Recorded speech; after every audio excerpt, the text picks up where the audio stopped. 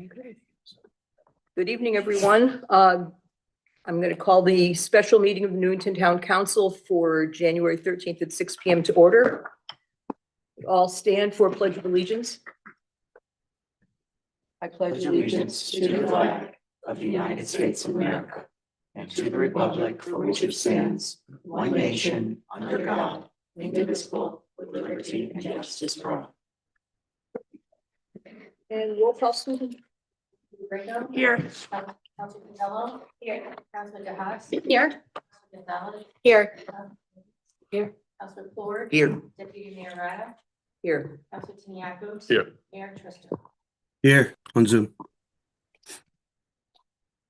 Right, next is public participation, and this is in general.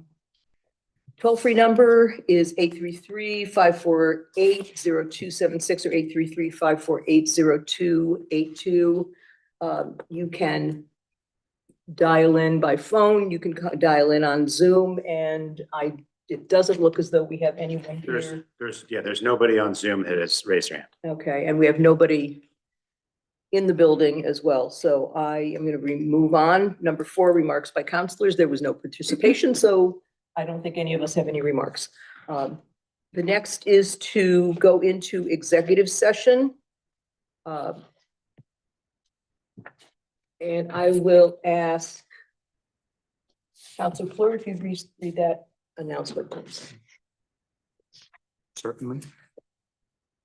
Resolved that the town council, in accordance with Connecticut General Statute Section 1-206B, hereby moves to go into executive session and invites Town Attorney Matt Ritter to provide a legal update to Mayor John Trister, the members of Town Council, Town Manager Jonathan Altschul, and Assistant Town Manager Lauren Rhines. Is there a second? Second by Councilor Tiniakos. All those in favor signify by saying aye. Aye. Opposed, abstained, so moved. We are now in executive session.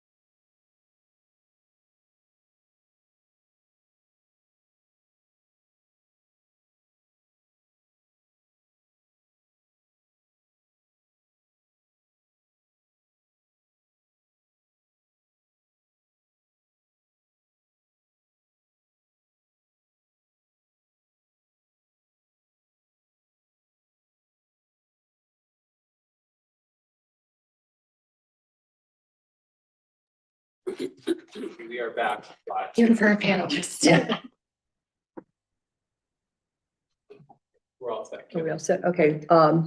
Good evening. We are now out of executive session and we will be going into the town council public hearing scheduled for today, Tuesday, January We have 13th. to conclude the special meeting. Oh, that's right, we have to. Yeah, we are. Okay, that's, I'm sorry. That's Yeah, you gotta go to, there's There you go. public If you need, participation. there you go. remarks by That's right. counselors, and then You got adjournment.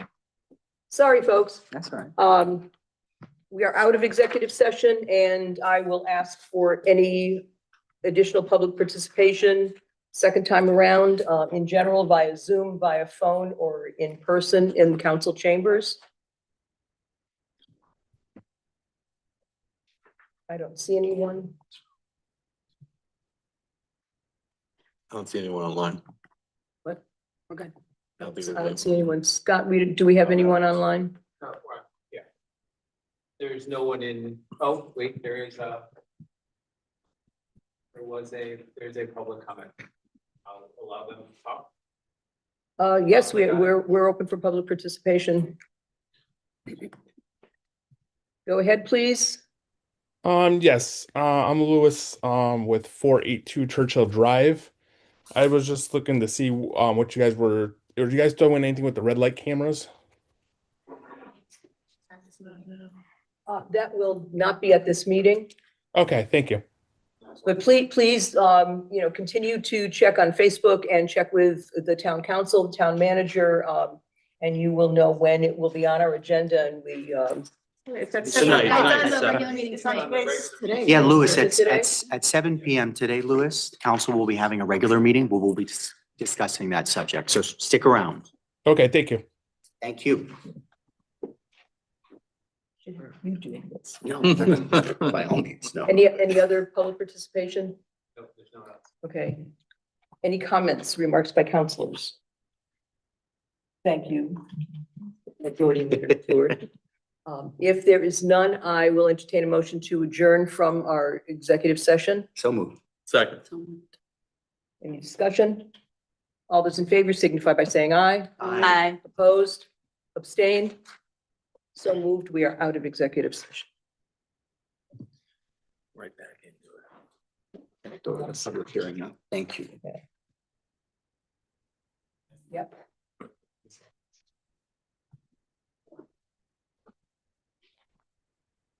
Okay, question. Do we still have to, do we still use? We still need, Okay, whatever you're ready. and, that's right. We're all set. Are we? Okay, good evening, everyone. We are now in session for Town Council public hearing for today, Tuesday, January 13th, 2026 at 6:30 PM.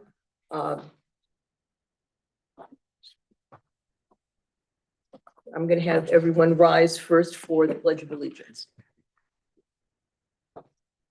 Pledge allegiance to the flag of the United States of America and to the republic for which it stands, one nation, under God, indivisible, with liberty and justice for all. And a roll call, Susan? Yes. Counselor Grego. Here.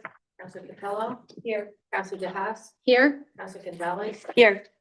Evans. Here. Counselor Stewart. Here. Deputy Mayor Rada. Here. Counselor Capco. Here. Mayor Tristan. Here. We have. This is, and I will read the proposed ordinance. This is in accordance with provisions of Town Charter, Article 4, Section C-405 and C-406 in regards to the following proposed. Be it ordained by the Town Council of the Town of Newington that Chapter 404, Vehicles and Traffic, Article 2, Nighttime and Winter Parking of the Newington Code of Ordinances is hereby amended. Chapter 404, Vehicles and Traffic, Article 2, Nighttime and Winter Parking. Section 4045, Nighttime Parking Limit during winter months. No motor vehicle shall be left parked on any public highway for any period of time longer than 30 minutes between the hours of 2 AM and 6 AM of any day during the months of January and February of any year. Section 4046, parking during snowstorms. No motor vehicle shall be left parked on any public highway during any snowstorm or at any time during a period of 8 hours after the end of any snowfall. No motor vehicle shall be left parked on any public highway at any time in any manner which impedes or interferes with snow plowing operations. Section 4047, removal of violations. Any vehicle which is left parked in violation of this article in such a manner as to constitute a hazard or interfere with the normal movement of traffic or snow removal operations may be removed from the highway by the police at the expense of the owner of such vehicle. Section 4048, assessment to vehicle owner when vehicle removed. The entire assessment to the owner of a vehicle removed pursuant to section 4047 will be as provided in section 225-1 of this code for violation of this article, as well as the charges for towing and storage. Section 4049, exemptions. This article does not apply to vehicles of physicians on call or emergency cases of any other nature. Permission for overnight parking may be obtained from the police department in unusual cases or conditions. A copy of the proposed ordinance is available in the town clerk's office at 200 Garfield Street, Newington, dated at Newington, Connecticut, this 8th day of January, 2026. Attest James E. Kropinski, CCTC, Newington Town Clerk. And I will open up the floor now for public participation. Scott, do we have anyone online? No one has their hand raised. Okay. And do we have someone in the council chambers? Looks like we do. Yep.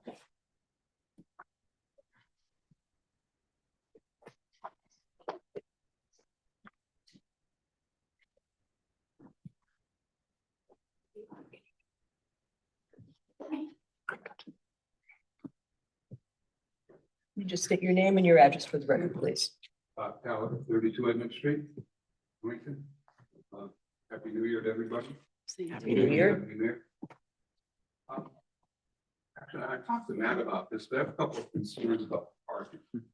And I think just because one of these, I have two articles here. One of them doesn't mention climate change. It truly is real. Going on. But I would like to see that instead of just January and February, we include December in there. Everything else I'm pretty much fine with. I think that I'll give you an example of how the weather's changed. It was October 5th, for the brother's birthday. I don't remember what year, 1965 or something. Got 2 inches of snow. October 5th, so things have changed. And when I was growing up, I remember snowstorms were pretty big in November. But there's seen snow in November for many years. And that's really my only concern, that you move it to December, and because it's a safety issue too. The more, if like I remember driving with a car, and back then you had rear wheel drive. It's not just and to let you know, I don't like driving in snow. I have a 4-wheel drive RAV4 from 2003. It's a 4-wheel drive all the time, and it's a 5-speed standard, which probably not many people drive a 5-speed standard anymore. So, and that's because I don't like driving in snow. Like I said, I've come close to having some bad accidents. So I hang on to the vehicle because it's very safe in the snow if I have to drive in the snow. But I just want to leave you one final thought. The more objects that are on the road, the better chance of something bad happening. So just keep that in mind. Okay. Thanks very much. Thanks a lot. Thank you. Thank you. Is anyone else? There's one online with the hand raised. Are you able to do the time? Okay. Hi, Rose Lyons, 46 Elton Drive. I'm hoping you're able to hear me. I was having a hard time hearing Mr. Tallard over the landline that I'm listening in on, and NCTV went off, but now it's back on. That being said, I myself have no objections to the changes. I'm sure there's a lot of people that need to park on the street. If only they would be considerate of their neighbors and where they're parked. Park in front of your own house. Don't park in front of somebody else's house. Even if it's not snowing, when you park the car, pay attention to what the weather forecast is. You just basically think about your neighbors, because it is important that not only the plow trucks are able to get in and out, but other people are able to get in and out of the street as well. I've had a question that I saw posed on Facebook. People are suggesting that this is a big moneymaker for the town of Newington, and the fines that are paid for a ticket. I believe that cutting it down may cut down the income, the income from the tickets, but I doubt that it's a lot of money. I'm just wondering if anybody had any information as to how many tickets are issued and what the monies are that are taken in, and do they go into our general fund? Other than that, like I said, I know there's a lot of people that have multiple cars. As a teenager growing up here in Newington, we had multiple cars, and my father's solution to the problem was to add on to our driveway. I don't know that everybody has that option, but something to consider. Again, think about your neighbors. I, as a senior citizen backing out of my street that has a curve in it, find that even if I'm backing out, nobody cares to let me get out. They just want to be on their merry way going 25, 30 miles an hour up a dead-end street or down a dead-end street. So whatever you do, you do. I hope it works out for those that would like to see it changed. Thank you. Thank you, Ms. Thank you, Lyons. Rose. Do you have anyone else in chambers or online?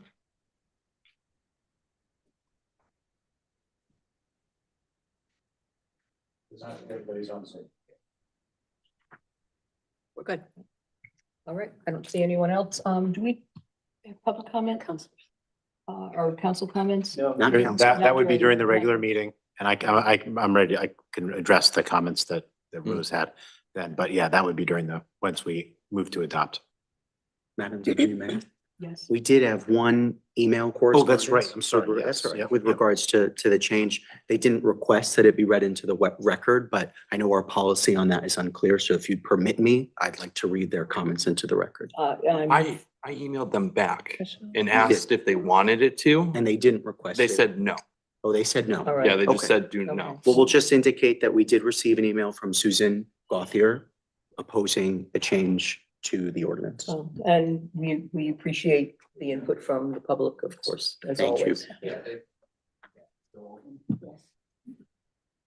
Please. Yes. Please come forward.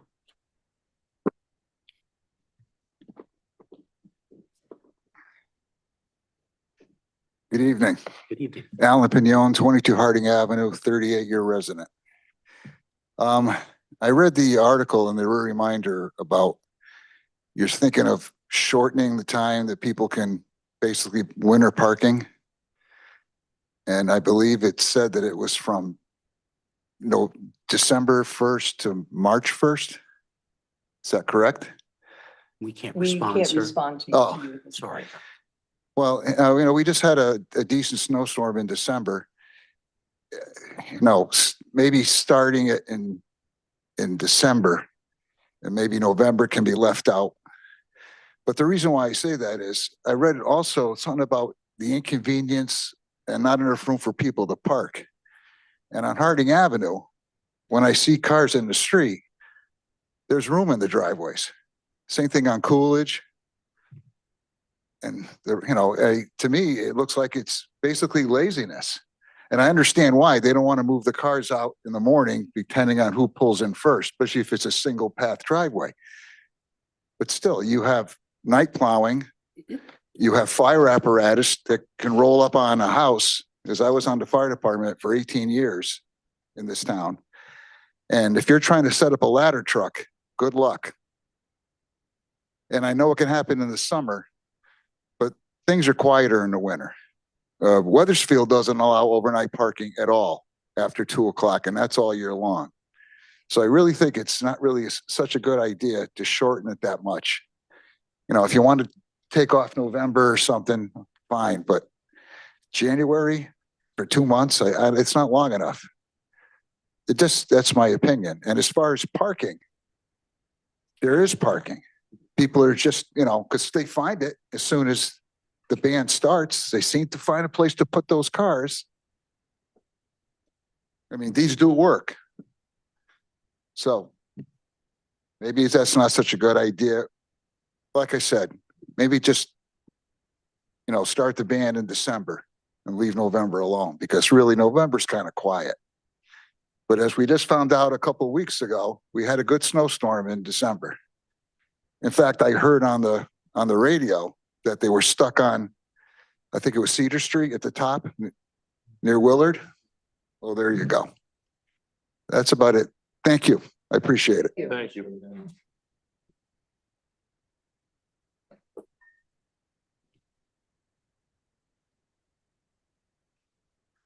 Do we have anyone else online?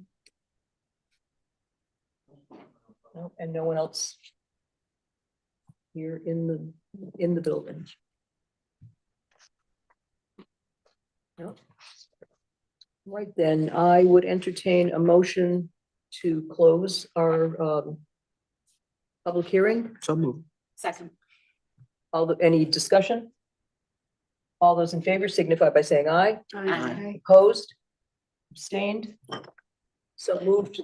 Public hearing has ended.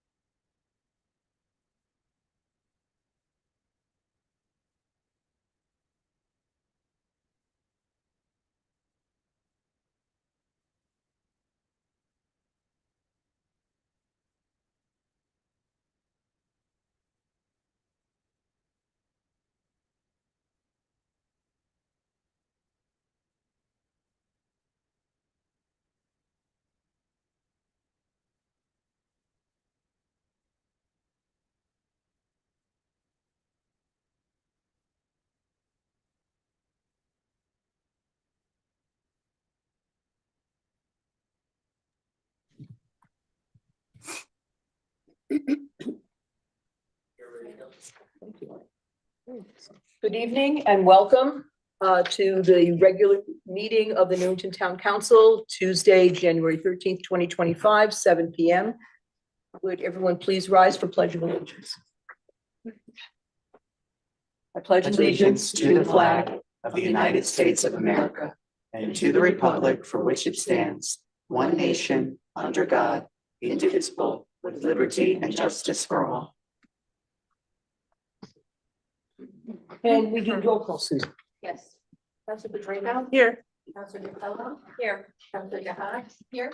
Councilor Gonzalez. Here. Councilor Nieves. Here. Councilor Stewart. Here. Deputy Mayor Rada. Here. Councilor Siniakis. Here. Mayor Trista. Here, here. Right. Are there any additions, corrections, changes to the agenda? If not, I will entertain a motion to approve. So move. Second. Any further discussion? If not, all those in favor signify by saying aye. Aye. Opposed, abstained, so moved. Agenda is approved. Good evening. We have a presentation to begin our council meeting tonight, and a presentation from Andrew Noble from SiteStream on the red light cameras. The floor is yours. Thank you. Good evening, everybody. And as Deputy Mayor said, my name is Andrew Noble from SiteStream. I'm from neighboring Massachusetts, so it's lovely to be with you here this evening. I've been in the photo enforcement industry now for almost 21 years, so it's a pleasure to be here this evening and talk to you about some of the solutions that are available in Connecticut now that DOT has passed for violations processing and speed cameras and red light running cameras. I'm not sure if my presentation is showing on the screen. Oh, it is. Good. Okay, we're off to the races, as they say. Great. So, does it move to advance? Why doesn't it advance? Can't seem to get it moving. I pressed the wrong button. I apologize for the AV issues here. What's on the screen?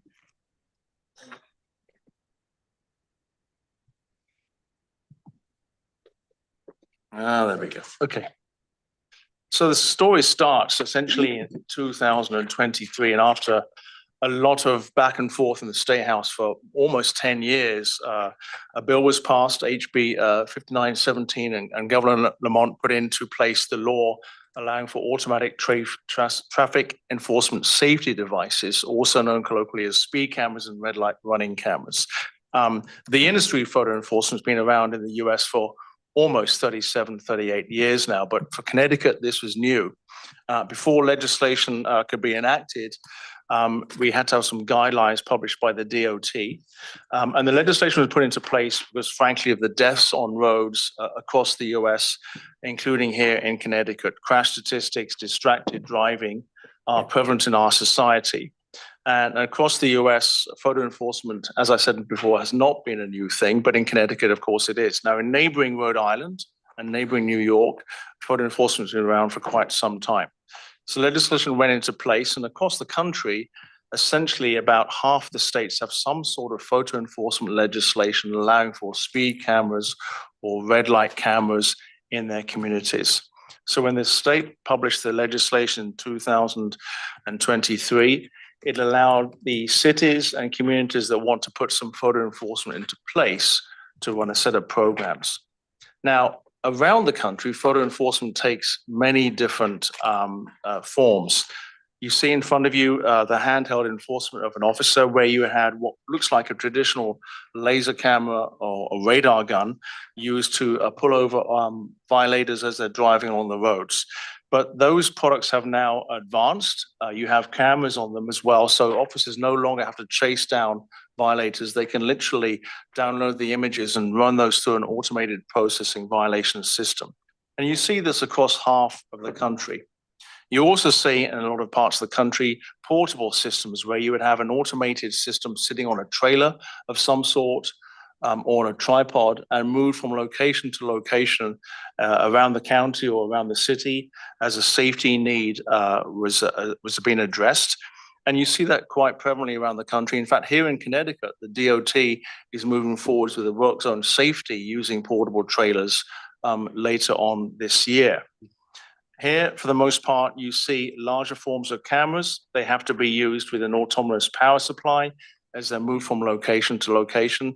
And certainly up and down the eastern seaboard, we see a lot of trailer-based portable enforcement solutions.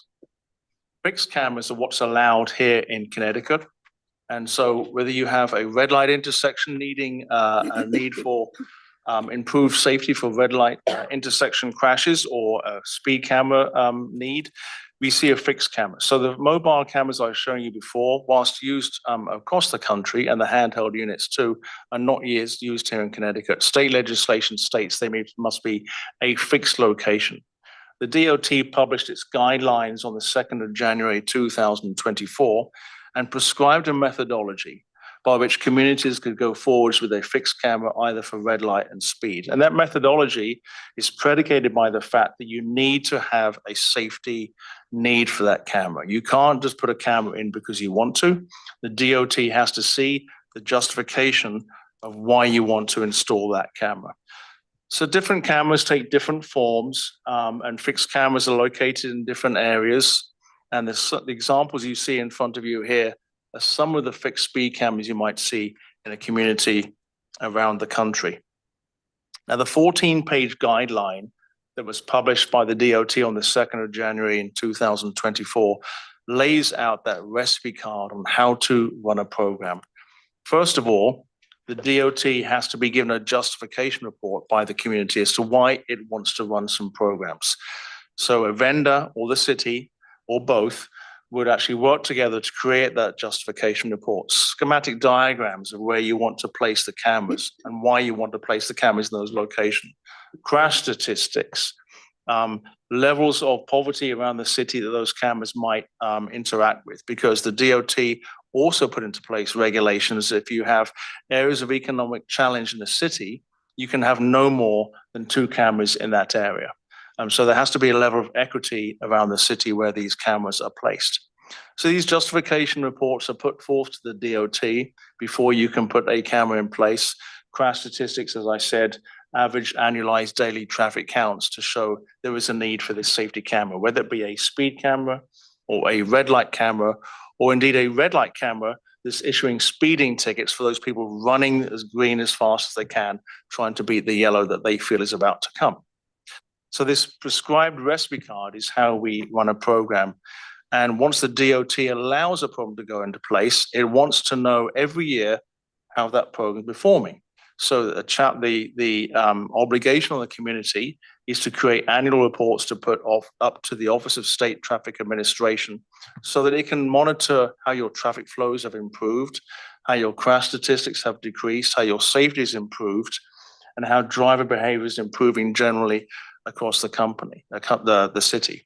Then every 3 years, you have to re-justify why you want to keep that camera in place. You would like to think by the time you get to the 3-year mark, you've seen a marked improvement in safety in your community and crashes have gone down. And you would also like to believe that the DOT would want you to keep the cameras there because they want to keep those levels of safety at the higher level that the cameras are brought to the higher levels of driver compliance.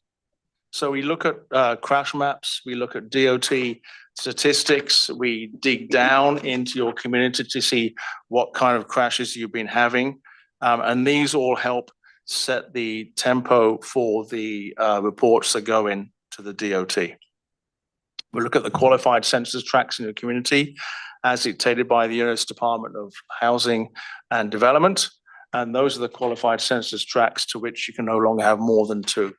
If you have a qualified census tract in your community that borders into another community, then between the 2, you have to decide where those 2 cameras go, if the other community wants a camera as well. So there's a lot of equity, there's a lot of justification, and there's a lot of reporting to the DOT before a camera can go into place on a needs-based isolation. Now, the cameras once installed, regardless of whether it's a speed camera or a red light camera itself, are essentially at point number 1 triggered automatically. If a car is speeding in advance of 10 miles an hour of the speed limit, the camera will take a photograph and pass that photograph up to the vendor of choice for the city, for that vendor to look at the violation images coming from that camera. And so the vendor you would work with would have a violations processing team to run the violation videos from the red light intersection or the fixed images from the speed cameras automatically in their violations processing center. And that processing company you would work with would then look up the license plate in the Bureau of Motor Vehicles, the RMV, the DMV, to find out who owns that car. It would then corral that information into an evidence packet ready for the police department or a designee within the city to give the approval to send the ticket or not. A vendor cannot decide to send the ticket. It's the police department and the city that makes the determination on every single violation, whether it warrants a ticket to be sent out. Now, typically, when we think about traffic tickets, we think about points on your license, notifications to your insurance companies, things like that. These are actually a different type of ticket. These are civil infractions. They are not reported to the DMV. They do not put points on your license. They are not reported to the insurance company. Indeed, the data from this program cannot be shared with anybody. It's as protected by the law and the legislation and can only be used for the furtherance of sending a speeding ticket or a red light running ticket. The vendor and the city can't be using this as a data lake to commercialize the information. The information collected can only be used for sending out a speeding ticket or red light running ticket. So the data is collected and it's held in compliance for the police department to make the decision of whether to send that ticket or not. These civil infractions, in a simple way, are like moving parking tickets. If you own the car, your car was caught speeding, you will be the recipient of one of these civil infractions. When you receive a civil infraction in the mail, you'll be invited to go to a website to look at your own violation photographs and your own violation videos, if it's a red light violation, and to make a determination at that point on the selected vendor's website whether you want to pay for the ticket or whether you want to maybe transfer it to somebody who may have been driving your car last week, or if you want to contest it on the basis of your own belief. At that point, it gets put back into the system and opined in the city. Now, these fines are structured again in that prescribed 14-page document from the DOT. For your first offense in any community, whether it's a speeding offense or a red light running offense, the civil penalty is $50. The state also allows another $15 to be assessed to that for processing and workflow fees. But essentially, it's a $50 fee for your first offense.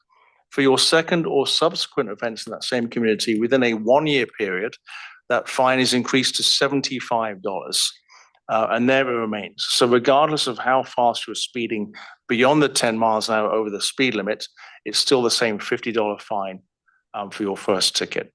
And those are harmonized fine structures throughout the state. Now, if you receive one of these tickets and you want to pay it online, that's done through the vendor's payment portal. If you want to contest it, talk to a hearing officer about that, you have the right to do it within your own community. And those tickets are typically handled in the same way you would do a parking ticket. You have a parking ticket ordinance in your own community. And so the hearing officer for your parking tickets would be working his or her program in the same way you would do a speed or red light running program.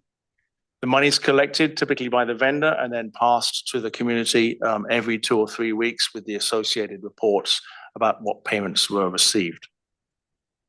So for the most part, in the US, and Connecticut is no different, most of the people in this industry, the companies in this industry, offer what's called a zero city capital investment program, where the vendor would actually pay for the capital infrastructure of a program and for all of the operating costs.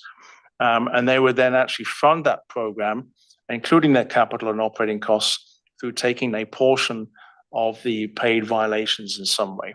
And so for the city, you get improved driver behavior, you get a safer community in which to live in that hasn't had any capital or operating cost to the city, and then you get to keep the revenue funded from this program. Typically, and every city is different, but in almost 21 years, for the most part, we see driver behavior compliance increase to the point where you will get a reduction in violations of between 30 and 40% in your community over a period of 4 to 6 months of the program, for the first 4 to 6 months of the program. You get seasonal variations. It never goes to zero. Unfortunately, people will always speed and run red lights. More speeding in the summer, less in the wintertime. primarily due to lightness and weather-related reasons. But you will see a reduction in the traffic crashes and instances and improvement in safety in your own community. Now, we think of cameras, we often think of, what you might have at your house or the latest big camera you might have seen at Best Buy. But traffic enforcement cameras are far more nuanced. It's more than just a camera. It has to have a speed measuring device attached to it as well. So whether it's radar or LiDAR, there's something that's actually looking at the traffic going past the camera or going through the intersection and is able to determine and discern if a violation is about to take place and what kind of violation it is. And that triggering device, primarily a radar, would actually tell the camera to take a photograph or series of photographs at that point. So, for example, you have a 40-mile-an-hour road going through a community. State law suggests that you issue tickets at 50 and above. So it's a 10-mile-an-hour the speed limit. So the camera will be pre-programmed to make that change and to issue a ticket at 50 miles an hour, snap a photograph. So the cameras are not taking photographs of everybody. It's just those people that are going through the red light and or speeding at the same time through past a speed camera. Cameras themselves are highly nuanced pieces of equipment that are not only able to take great photographs in day or night conditions, rain, sunshine, and snow, but they have to do so with a degree of accuracy with the speed. Because if we're giving people a speeding ticket, even though points are not being assessed to their license, and even though it's not being reported to the insurance company, due process would suggest that the speed accuracy detection of that camera has to be able to be proven. And so that's how these cameras work. We're also collecting, cameras also collect anonymized data about passing vehicles generally. So even though you're only taking pictures of people speeding or running through a red light, the radars or the LiDARs are usually able to detect typical vehicles and able to collect a lot of data for the DOT. How many cars are using my road this week? How many are trucks? How many are bicycles? And that's the sort of DOT information that they like to have to see how the 85th percentile of speed is dropping on a community, for example, to show that traffic is becoming more compliant over time. Now, the guidelines put forth by the state in the beginning of 2024 lay out a prescribed methodology to running your program, but there is some opinion needed by the city on how it wants to handle certain things. How do you feel if someone went through 3 tickets or 3 cameras in a row? Do you send them 3 tickets or do you send them 1 ticket? Because they haven't had yet the deterrent from the first ticket to change their behavior for the second and third. So there's some decisions for the city. Do you want to send somebody a polite reminder notice if they ignore the first notice you send to them? These things are not described in the state statute or in the guidelines from the DOT. So most vendors will work with you and talk to you about the options available to you, their experiences around the country, and what they would suggest is right for your community and the best practices for your program. And the software for the program, your program, will be changed to evolve around that. Citations arriving on people's doorsteps are typically a single-page document, double-sided in color. There will be language on the front which talks to the registered vehicle owner about what he or she had, or what their vehicle had done. There's usually a remittance slip at the bottom saying, if you want to pay this ticket, slice it off here and send your check to this address. There's always that web-based program as well. So you can go online, as I said before, and look at your photographs and your videos and print off your own photographs if you like. And so you can see what you've been doing. And the options typically on the back of these citations are those options of what if you want to contest it? How do we do that? What if I want to talk about this? Who do I call? What if I want to transfer it to somebody who was driving my car last week? I talk about last week because state law states that the ticket has to go in the mail within 60 days of the violation. So if it's day 61 since that violation, the city cannot send the ticket out the door. The state legislation also states once the vendor has run the license plate, it must send the ticket within 30 days. So in all practical terms, that means the vendor has 30 days to send the ticket after the violation. So the vendor will be working with their software to make sure that none of the violations get too old to be sent. And citation designs change around the country depending on the vendor you choose and the program and the legislation, but they all follow a typical theme color, single page, double-sided options on the back. And these are typically stylized in the city's color themes, fonts, and logos to make it feel like it's appropriate for the community from which it's coming to, or from, sorry. Websites are designed for the violator to log in to see their information. We're all used in our personal lives to be in many websites every day, so we try and make the experience as easy for the person getting a ticket as possible to navigate them through what options they have. Now, Connecticut, while this is new legislation here, these programs have been alive for some time in the state of New York, neighboring to us, and also in Rhode Island. So while your community is new to this, maybe people in your community have seen one of these before, so it may not be completely unfamiliar, but still, there's an education process to be had. Now, the DOT at the beginning of the program through OSTA needs to have those justification reports before you can start a program. And conversely, at the back end, it needs to know how that program is performing. So there is an obligation on the behalf of the town to put forth reports to the DOT every year of statistics of how the program is performing, how this January compares to last January, how driver compliance has gone up. And for the very most part, the vendor you will be working with would help you with that process. They have the statistics within their software, they would have the design services within their company, and they have the ability to create these so they could be submitted by the town itself. So the burden isn't on the town to create these themselves. It's usually on the vendor to be done in concert. And statistics are very important in this. Now, most vendors will have a call center, and a call center is also important. When anybody receives one of these tickets, the best emotion you can have is that they're unhappy because no one is calling up to get their concert tickets or claim their lottery prize. So call centers are designed and staffed in such a way that the staff members listening to those calls from people who just want to talk about their ticket, neither to persuade or dissuade them to pay it, contest, or transfer to somebody else, but just to help them through the process. That same process was available to them on the back of the ticket with the options. That same process is available to them on the website when they log in. But sometimes some people just like to talk to somebody else on the phone. And you typically see around about 4% of tickets issued result in a call to the call center. Again, this is not a burden on the town because the call center is handled offsite by the vendor of choice for the community. And calls, as you can appreciate, are recorded for quality and training purposes. So if anybody ever calls the town and says, look, I had an unpleasant experience, that vendor should be able to pull the WAV file, send it to the town so you can listen to how that call went. So call center is an important part of the customer service for the person that got a ticket. You're not usually held in a call queue. You don't normally have to press one and then go into another call tree and 15 options before you can get somebody. You should be getting someone answering your phone call within 30 seconds because you want to talk about this speeding ticket that you have and you're already, as I said, not very happy. So the benefits for the town, for the very most part, should be safety first and foremost. You have a safer community. You see driver behavior changing for the benefit, and everybody gets a sense of that as they're driving past, that the traffic on a certain road is now moving in a more compliant manner and more safely. And as I said before, you should see a drop in your reduction in your violations between 30 and 40% within 4 to 6 months of your program starting, and then some seasonal and variation fluctuations from there.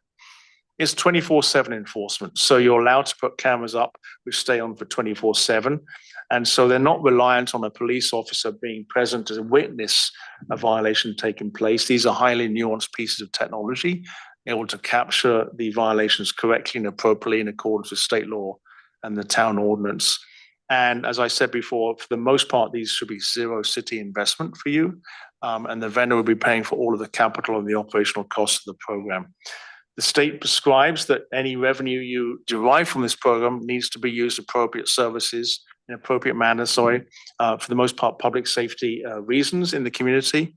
And of course, like any technology program, you have an awful lot of metrics at your fingertips. So for example, in the police department, the reports they might run on a weekly basis are based on violations. How many tickets do we issue this week? How's compliance going up? The DOT within the town, the traffic engineers, might want to see how the 85th percentile of speed is reducing and people driving more carefully. Elected officials don't want the 19-page PDF every week. They want the monthly report with a 30,000-foot view. How is this February against last February? How's the program performing? Are drivers becoming more compliant? Is my town becoming more safe? So the vendor will create reporting materials to suit the stakeholders that are asking for those reports. And that essentially is the program in a nutshell across the US and Connecticut. Happy to answer any questions you might have at this time. Well, Mr. Noble, thank you so much for a very comprehensive You're welcome. presentation, and we will entertain comments. Councilor Gonzalez? Thank you for that. I had a couple of questions. You mentioned that it's very accurate. The camera is very accurate. Does that have to be maintained, or is it checked on a certain, does it have to be like recalibrated? How does that work? Or is it just Yeah. forever good? No. That's a great question. So the state law says within every year, each camera has to have its calibration re-verified. 25 years ago, a camera would go in for calibration and someone would return a potentiometer and apply a voltmeter and all sorts of analog things like that. Those days have gone. Camera calibration is pretty much fixed, but they are re-verified every year. So a camera would come down, be sent to a verification lab to have the calibration verified. A new certificate of calibration will be issued, and the camera will be reinstalled into operation. So that's a yearly. An annual basis. My other question was, you said the tickets have to be sent out within 30 days, I believe you Within said? 30 days of running the license plate through the Bureau of Motor Vehicles, they have to be sent out. And is that, how quickly do they usually get them out? Second, How quickly does it usually get out? Is that usually met? I can't talk for other companies. In our own experience, we try to work within a 3-day timeline. Okay. The reason we do that is because due process allows you to transfer the camera to the Jimmy, for example, who may have been driving your car last week. You can remember who drove your car last Thursday. You can't remember who drove your car 4 Thursdays ago or 3 Thursdays ago. Yeah. Whilst that's still state compliant, I think the quicker you get the ticket out, the more due process you have. And I just have one other question. Thank you so much. If we see a dramatic improvement in an area that we've identified, is it something that can be moved a year later to another problem area, or just add another camera? How does that work? But that's completely correct. Yes. So if you see a vast improvement in driver safety, when you get to that 3-year point, when you want to re-justify that camera, the DOT may suggest that actually it served its purpose. The time has come to remove that camera from its location. And they would not then give you the approval to go forwards. That's their determination. So it's rechecked at 3 Right. years to, okay. That being said, if there is a new location going forwards that you feel is deserving of a camera for safety needs, because traffic patterns have changed, the town has grown, a new development of houses has gone up with 400 more apartment buildings, you can put another camera in. So each camera is justified in its existing location. Any new cameras have to be singly justified for their new locations. Fantastic. Thank you so much. Very informative. I do want to mention that Chief Perry and staff are here also to please, if you have any additional information that might help with answering any of the questions. And Scott Charlo also from IT. So please feel free to jump in either on Zoom or here in person if there's anything that you think is important that also needs to be added to the conversation. Councilor Capello. Yes. I have a question. Actually, I have a few. How does the vendor handle any violations that they can't recognize the vehicle that's involved, whether it was stolen or it has unregistered plates or Nope. anything like that? Yeah, so the part of the role of the vendors when they have the photograph is to run it through the Bureau of Motor Vehicles. And if it comes back as a completely different vehicle, it doesn't go any further from there.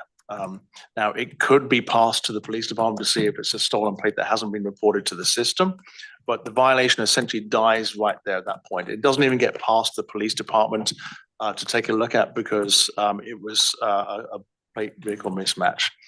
That doesn't happen so much for stolen vehicles, but actually state law allows for that. So if you've had your vehicle stolen and you report your vehicle stolen, and then suddenly you get a speeding ticket 8 days later in the mail because the person who stole your car sped in it, you have a right to contest that ticket, and that is a valid form of defense. You have your police report number.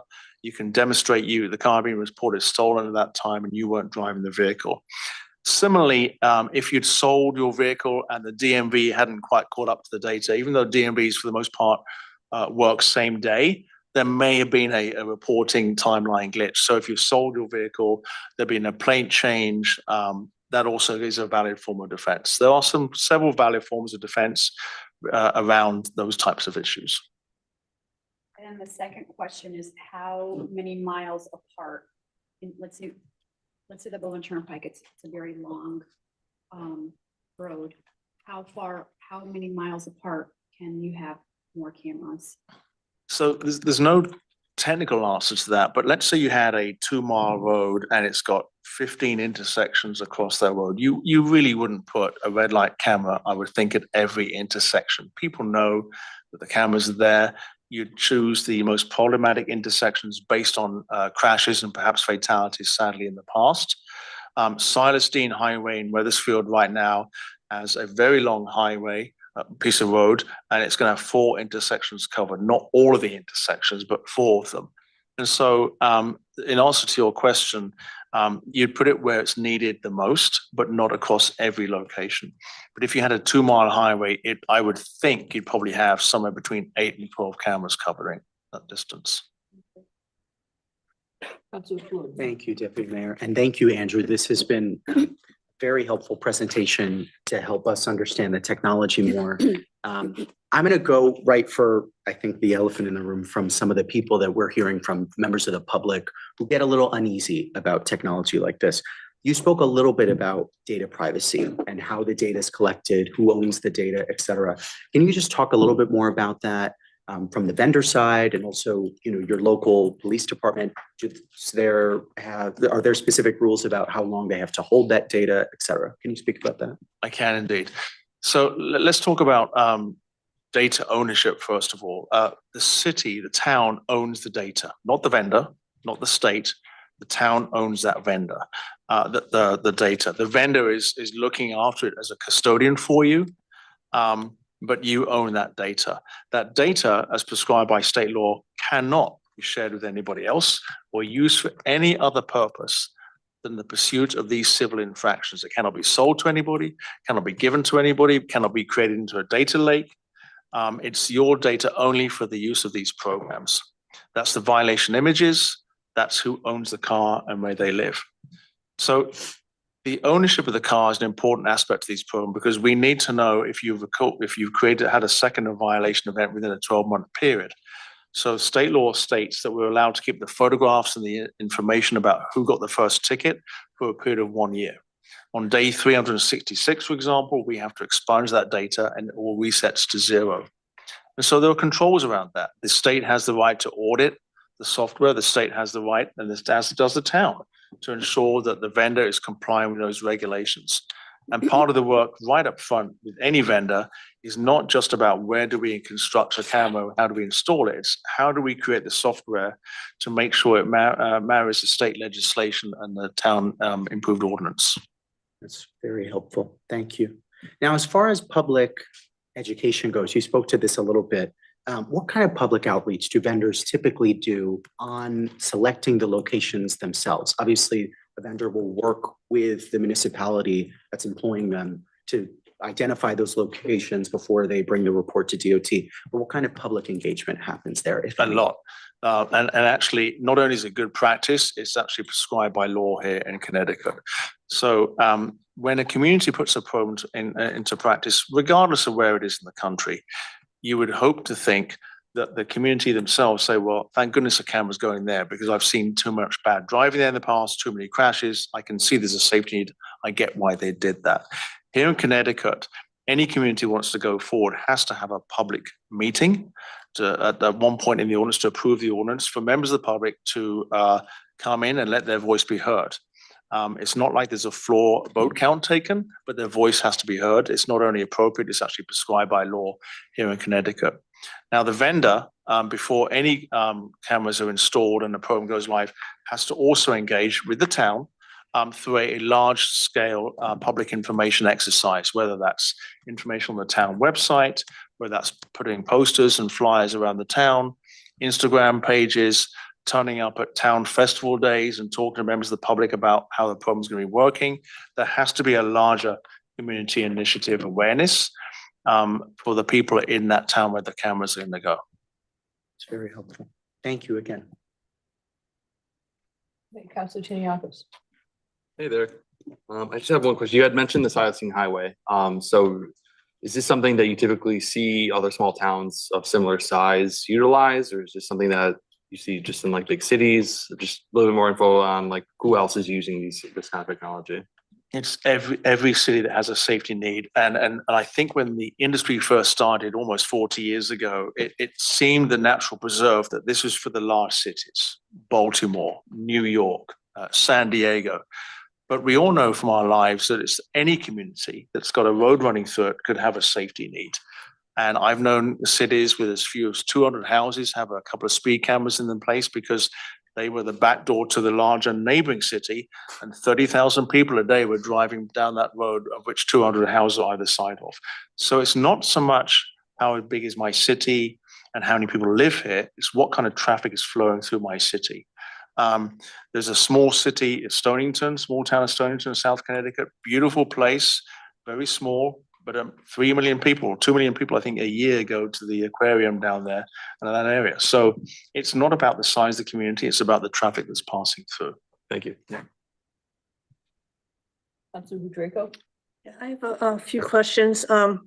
First, well, just a comment first, as a pedestrian and a cyclist, I've got to believe that the safety goes beyond just auto accidents. It's because by cars not running red lights, the cyclists and the pedestrians are a lot safer as well. So I think that's a good selling point. I have questions, actually, a few revenue type of questions.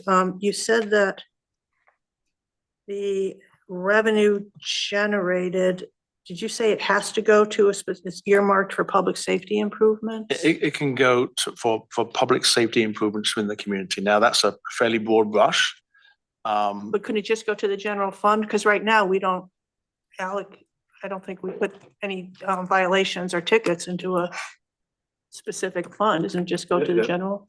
That's correct. But yeah, that's correct. Does it have to be earmarked to a specific fund, or could it go into the general? It does. So how you account for it and how it flows into your community accounting is up to the city, but you have to be able to demonstrate that the revenue derived from the program was used for the appropriate purposes as dictated by the state legislation was put into place. So like any legislation, improvements, evolutions change over time. But at this time, it goes to public safety improvements in town. But that could also include traffic, building more sidewalks in your town to allow people to get from one part of the community to another. Police cycle salaries, lanes. I mean, anything to do with the police salaries, right? Second, I'm sorry. Police salaries, I mean, I guess we can use it pretty broadly, as long as it's. Exactly. It's a broad brush, but you have to be able to point to it somehow. Now, in terms of revenue again, you said that this is basically kind of no cost because the vendor puts in the equipment, the maintenance, whatever. You do the reporting, you collect the fines, and then it goes, back to the community. I suppose you take a little bit of, you have to have something for administrative costs, but, and I don't mean to be like nosy, but I guess I am. If you go into communities and the violations go down, your revenue goes down. So how are you making money? How is your? Well, sadly, it never goes to zero. People are always speeding. And we have seen time and time again over many, many years, as of all the vendors, that their communities get safer. But every year, there's a crop of new drivers that get more and more distracted. Every year, there's more people coming through your community from neighboring states on vacation, maybe migrating through Connecticut, that are from states where there are no cameras. And so it never goes to zero. And programs are always able to pay for themselves. Would your administrative fees go up every year, or is there a contract with it? No, typically the costs are fixed throughout the contract period. A contract period is typically between 3 and 5 years. It'll be the same for most vendors, and that's determined at the time by the town and the vendor of choice. And it's one more question. I don't know whether you set this or the police set this. In terms of the camera threshold limits, we have some intersections in town where we have to block the box and whatever because there's some intersection issues with a lot of traffic, like, Holly Street and Constance Lee and then East Cedar. So people who are waiting, like to try and make the red light or might make the green light, they kind of like pull in a little bit or pray for the yellow. So your technology, does the camera go immediately when it turns red because it's going to hit those people who have been waiting, or can it be adjusted based on the certain characteristics of the intersection? Right. So it is not illegal to enter an intersection when the light is on green or yellow. If you get stuck in the middle of the intersection because someone in front of you is blocking the box, to your point, then you would not be getting a ticket. When you cross that stop bar, you were in adherence to the state law, right? You went through on a green or on a yellow. But if you cross that stop bar and the light was red, then you would be eligible for a ticket. Now, going back to a point I made earlier, the town and the police department or designated official within the town, because Connecticut, the law first in the nation allows for someone other than a sworn officer, but as long as they're designated officiant for the town, that person will look at the video for red light intersections, not just photographs. You would have approximately 6 to 10 seconds of video where you'd be able to see the car going into the intersection, getting stuck, and then going out the other side, albeit delayed and now under red. That car would not actually have a photograph or video taken. The triggering system for the camera would recognize the car stopped. At the time it passed the stop bar, it was on green or yellow. It wouldn't even take a photograph. But even if that vendor's system did do that, the person at your end at the town who was looking at that violation video would recognize what was going on, and they would make the determination. And I'm sure the determination would be no ticket issued. I'm sorry, I just thought of one more question. Because you said that the violations are sort of like community-based. So somebody driving in Newington, let's say, gets one. Then, 3 days later, they go to New London, they get one. And then 5 days later, they go, it's real.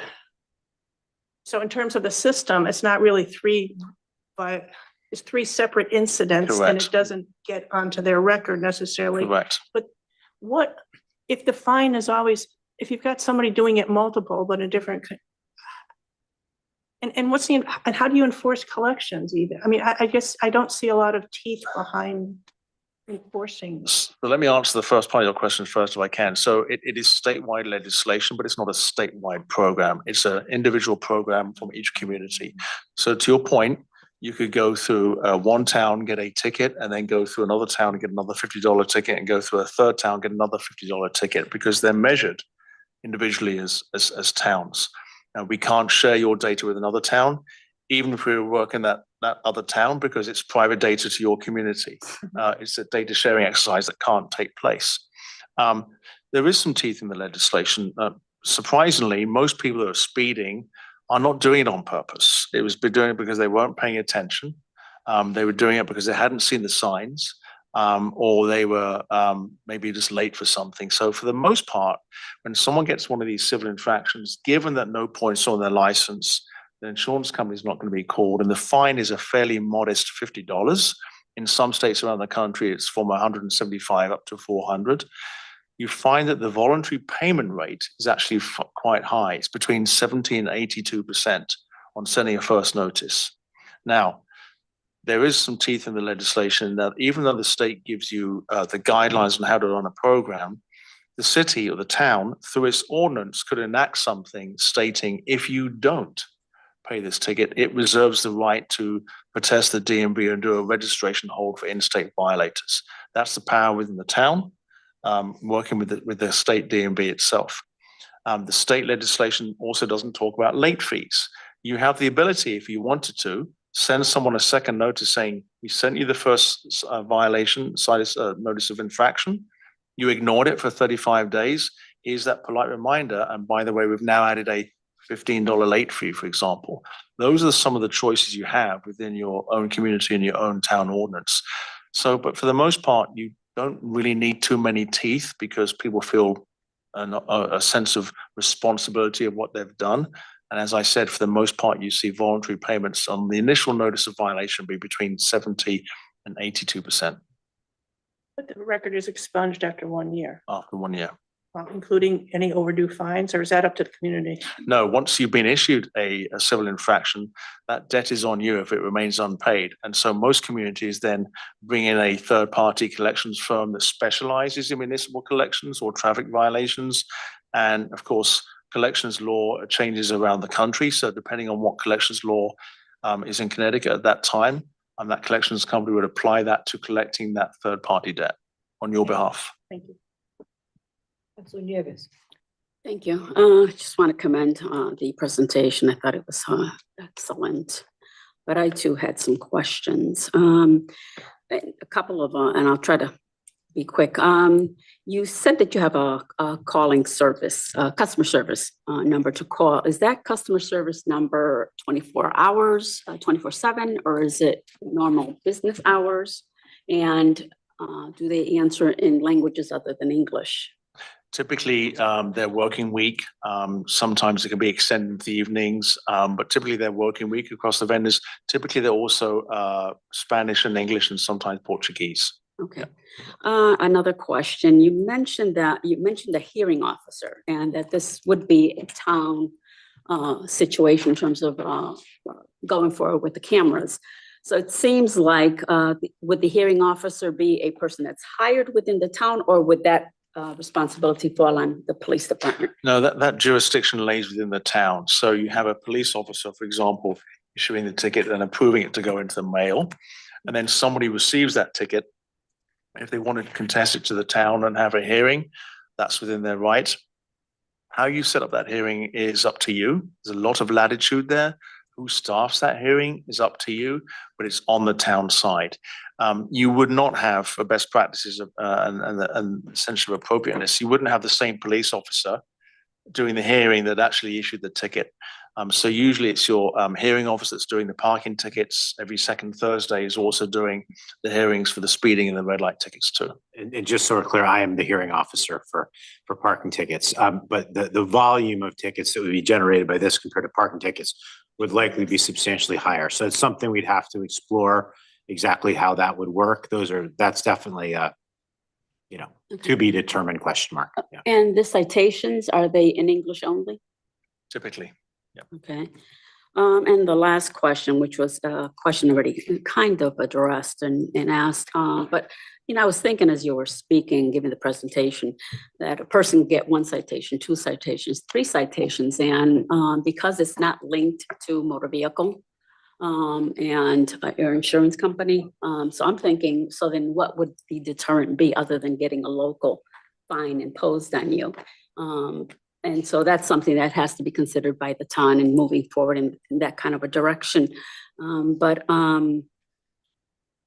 then you also mentioned other towns that have cameras, so that an individual can get tickets throughout different parts of the state of Connecticut.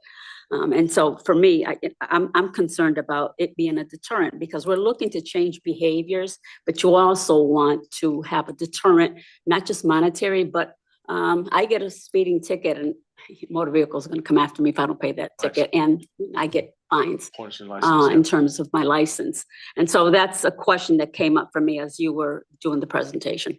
Thank you. Your presentation was excellent. Across the US, so internationally, these programs run on a much more nation-state regulated basis. And so these same cameras that you might have in Newington that are issuing civil infractions in other countries would be issuing a speeding ticket that would indeed put points on your license and maybe impacting your insurance. So the accuracy of the cameras, how the data is kept, the encryption of the image to ensure no one could actually have tampered or changed the image from the point of capture to the point of it being printed on a ticket.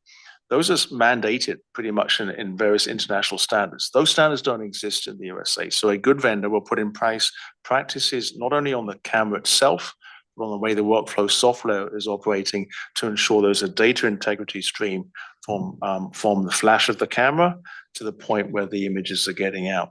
The deterrent essentially is people don't want to keep paying these tickets. And across the US, all of the programs are in civil infractions. No one's getting points on licenses. no one's having their insurances impact across the US. Connecticut legislation is no different in that.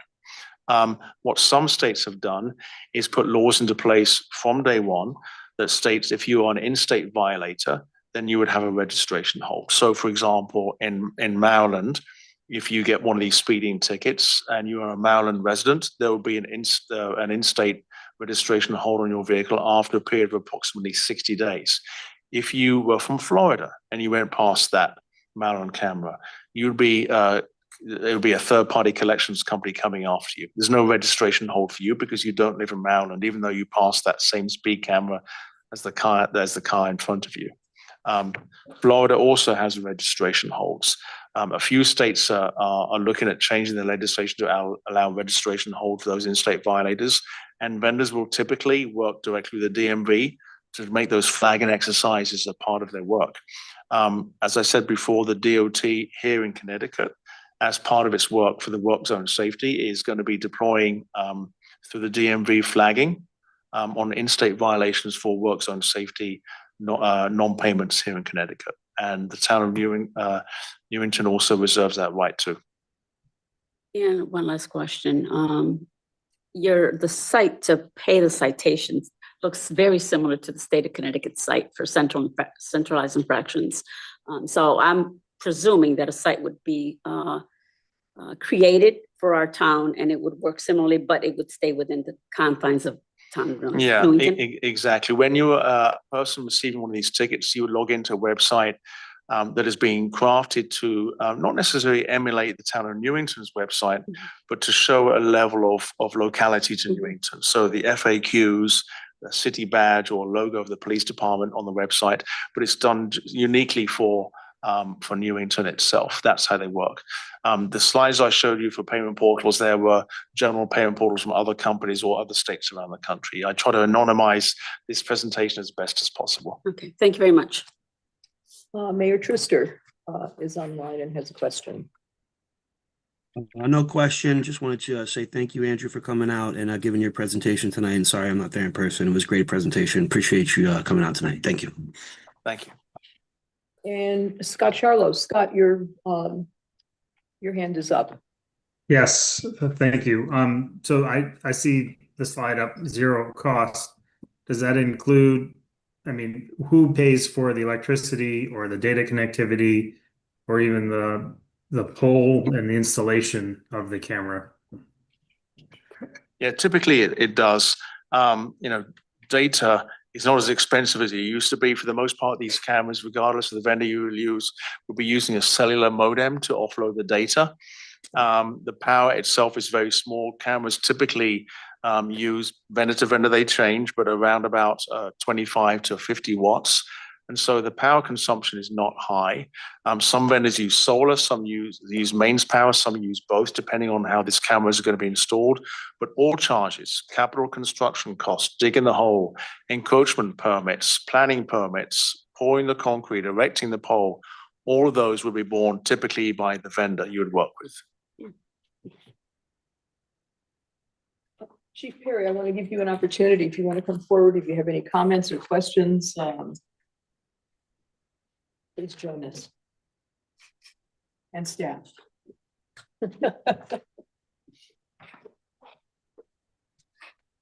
Yes, thank you. So I've sat through a couple of these presentations from different vendors. And the police department's view is it's kind of a force multiplier for us. I unfortunately don't have the manpower to designate officers to sit at specific intersections where we see high velocity accidents related to speed or whether the traffic violations. So this is an ever-present deterrent. And that's mainly what we want to see is just that mitigation of poor driving behaviors. And if an officer were to conduct a traffic stop for the one violation that they observed at a red light, that's a 15-minute process for them to complete that traffic stop. Or in that amount of time, that camera can identify multiple violations. The good thing I think about it is it doesn't have that lasting impact. It's more of a corrective measure where, if you do get an excessive speeding violation, that could be hundreds of dollars. And again, your insurance goes up. That's a lifetime mistake. And to curtail that behavior, this is just more of a modest reminder where it doesn't have to have that lasting impact.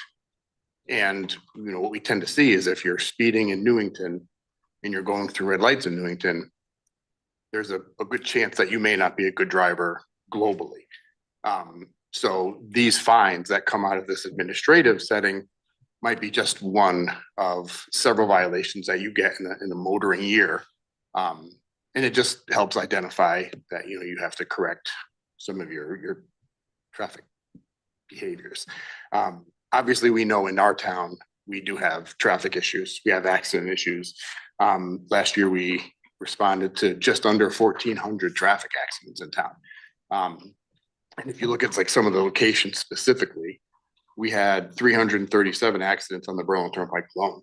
And then if you look at Cedar and East Cedar Street, we had roughly 223 accidents. And when you see situations like Cedar Street specifically, and especially when we're trying to initiate, you know, the high frequency, you know, coming to work, coming home from work, when we go and we initiate a traffic detail to try to enforce traffic laws, when we're taking a lane up on Cedar Street during rush hour, we're causing traffic implications that go up on Route 9. They go up all the way up to the Berlin Turnpike. And this is a way to have that effect without causing chaos to the rest of the motoring public who are driving safely. They're just trying to get to and from work or wherever they're going. And by us trying to enforce bad driving, we're causing even more of a traffic issue. So I support the idea of the system because its main intent is to mitigate traffic accidents. I think we can collectively say that we've experienced far too many fatal accidents in town. And generally they are speed related. So the support for a system to augment the police department in addressing these traffic issues is in my opinion, a positive move. Does anyone have, council have any question for Chief Perry while we have him in front of ours? Yeah, I do. So let's say hypothetically we proceed with this.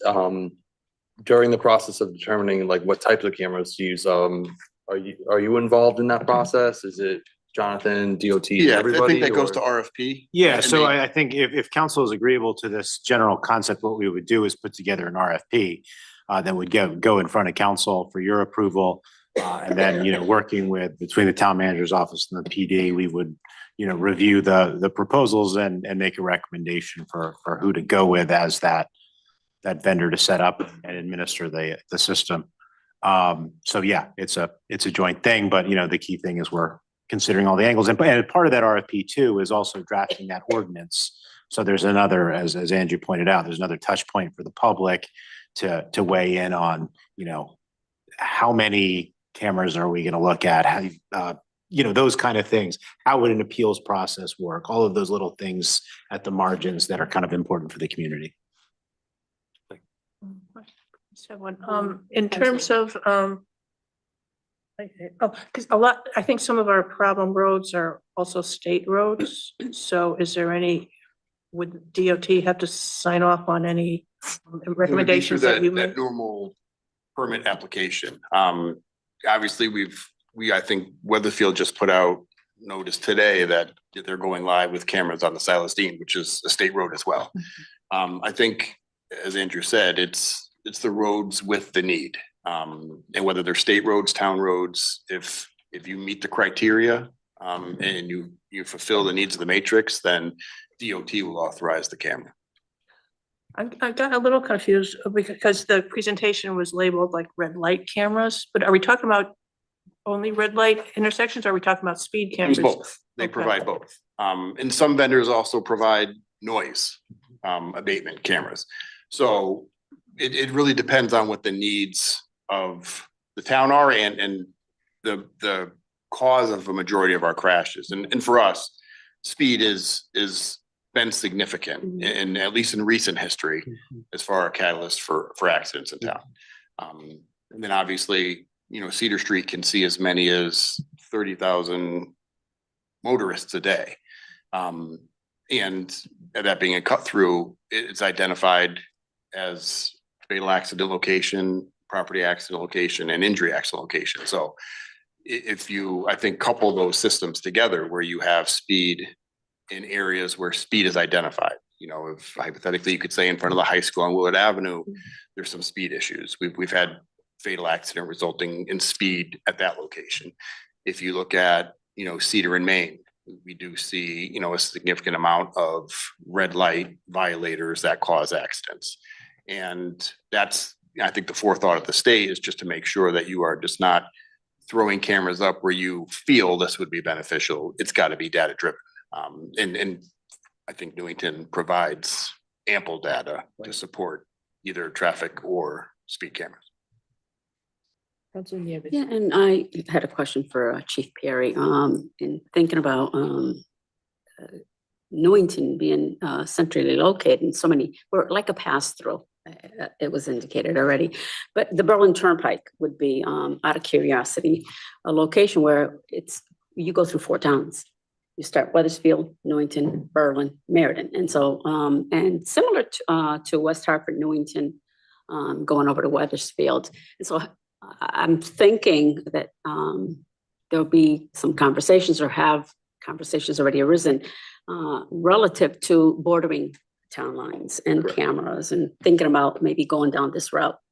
For Newington, Middletown was one of the first towns that went online with the speed cameras. And with Middletown Police Department being part of the capital region, we have spoken with the Middletown chief about the efficiency of their system, and the number of violations that they were getting on the inception of that program was mind-boggling. And they had their speed set 20 over, where it wouldn't issue a violation until you were 20 miles an hour.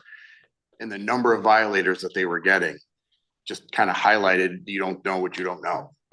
And obviously you have your data to identify those locations, but now that you're kind of seeing, how valuable that program has been to Middletown, you're starting to now see a lot of interest because it's reducing accidents. And I think each town is starting to realize that we just don't have the time or the staff to be able to have that kind of impact on traffic patterns like a camera does. Because even when the cameras are in place, you have to post that there's a camera coming up. So even just the notification of those placards or signs identifying that you're coming up to a traffic light with a camera system in place is going to deter that behavior. So it's a valuable, and I know that a lot of towns are discussing options for moving towards traffic light and speed light enforcement. I know we've talked an awful lot about speeding, but what also comes to mind for me are individuals passing school buses. And that is a safety issue. And so to what extent would consideration be given to that issue for students, bus drivers, for carrying our students? Yes, separately to the ATSD legislation passed in 2023 and enacted in 2024, Connecticut for some time has had legislation allowing for school bus stop arm cameras on the buses. The law changed about a year and a half ago in that any violator fines born from those violations now can stay in the community where the school buses reside and are working. And some vendors do provide school bus stop arm camera programs in addition to the red light and speed and noise as well. So some vendors are specifically school bus stop arm, some are specifically speed, and some offer a more omnibus solution in their programs. Thank you. Councilor DeHaas. So we've kind of touched on the personnel items as far as a potential hearing officer and I'm assuming potentially a law enforcement officer that would be reviewing. Do you know how many man hours each role typically plays in the first 1 to 6 months, 6 to 12 months and beyond? Well, so every town is different, of course. We're able to fairly accurately, right at the beginning of the program, through the warning period, determine how many violations we're getting. So when any camera is first installed, it has to have a warning phase for the first 30 days. In that 30 days, that specific camera is issuing tickets in the normal course of business, but no fine is due. But we get a chance, perhaps for the first time, through empirical data being born from these cameras, to see how many violations there are on that road. We know that the due process to for a police officer or designated employee to look at those violations from a speed camera is around about 15 to 20 seconds, because they're essentially making sure the vendor had the make, vehicle model correct, the color matches, the license plate is appropriate and matching the license plate as clearly shown by the photograph. So due process is around about, let's call it 20 seconds. For a red light violation, it's a little bit longer. It's about 30 seconds because, of course, you've got that 10-second video playing at the same time. So in the warning phase, we're able to take the number of violations we're seeing in the raw form, extrapolate that to how many man hours that might be per day, and then work with the police department around that. For the most part around the country, this is not a burden on any department. They use light duty officers, perhaps pregnant female officers that are unable to be on the road, officers with perhaps light injuries that are working in the office and aren't able to be on the road. In some states, they actually bring back specifically retired law enforcement people to work this as a part-time role for maybe 20 or 30 hours a week. And I don't see it being any different in Newington or any other community in Connecticut. So we're able to quickly measure in the warning period what this is likely to be. And that, of course, gives the community about a month to kind of ramp up resources it might need. And don't forget, in Connecticut, it doesn't just have to be a sworn officer. It can be an official designee in the town, which gives the town a chance to look at other resources within the town. Once the program is in operation, sending tickets, collecting revenue, feeding back into the community is able to hire without cost, essentially, part-time people to do these violation approvals because the program is paying for itself. So it's not a burden. It can be measured very accurately, very quickly from day one in the warning phase, and it typically can be paid for very quickly in the program. And the state law allows you to pay internal costs from the violator-funded revenue that came in. Okay, that's great to know, because then the second part was there was a little piece saying that the way that these funds, the revenue from this can be spent is kind of designated by the state toward public safety right now. I was wondering if they're going to change that, but we're allowed to also use it to fund a part-time position or anything that. Yeah, the law changed even slightly in this last session to allow for the cost from the program to actually pay for the program, including the paying the vendor, internal costs for officers to approve the violations, hearing officers, for example, can be all paid for by the cost of the program. And then any net funds left over are used for public safety or more transportation initiatives. Okay, thank you. I've also heard of some agencies subcontracting the hearing process out to a attorney's office and letting the hearing process go through, the town's legal counsel, and then have it done through them. And it kind of separates the town from that process, which I think could be healthy as well. I'm not seeing any other questions or comments. I want to thank Chief Perry. I want to thank Mr. Noble. Wonderful presentation and being able to answer all the questions that came before you. Thank you so much, both of you. Thank you for having me. Thank you so much you. for being here. Thank you very much. Fantastic.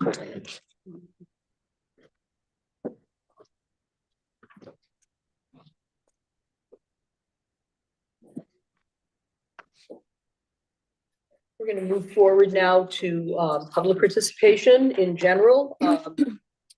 Anyone who would like to participate, if you're in the council chambers, come forward.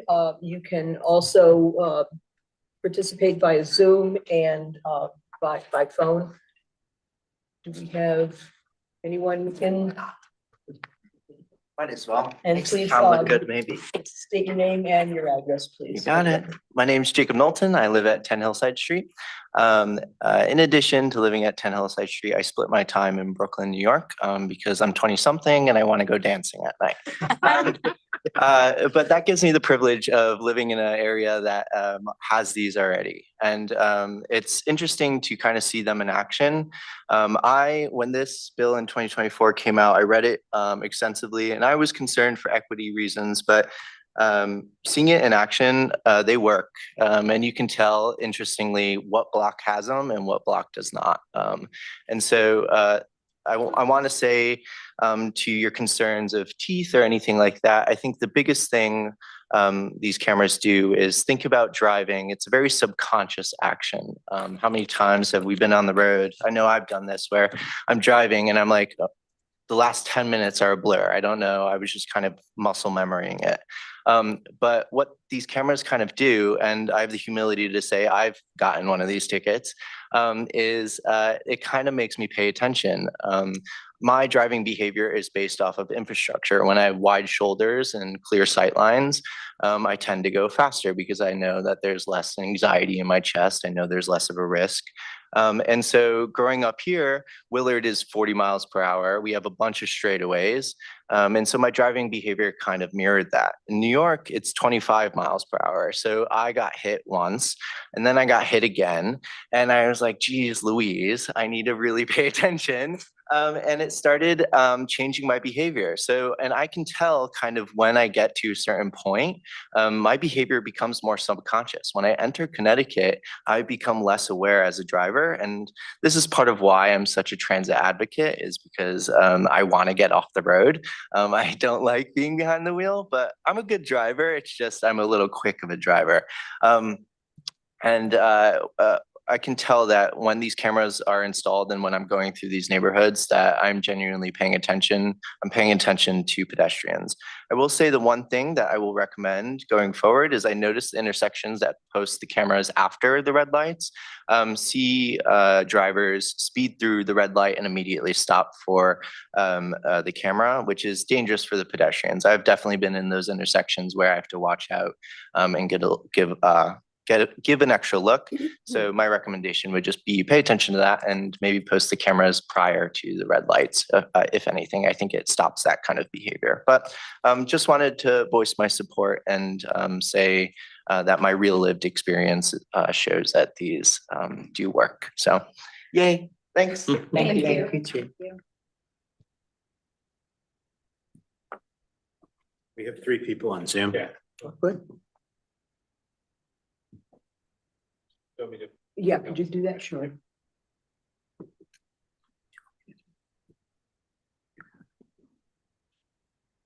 Go ahead, please. Hi, Rose Lyons, 46 Elton Drive. I kind of jumped the gun asking this question during the public hearing, so I'll ask it again regarding how many tickets are typically issued during the winter season for parking on the street when they're not supposed to be, and does this money go into the general fund, or is a special fund set up for this purpose only, just for the snow violations?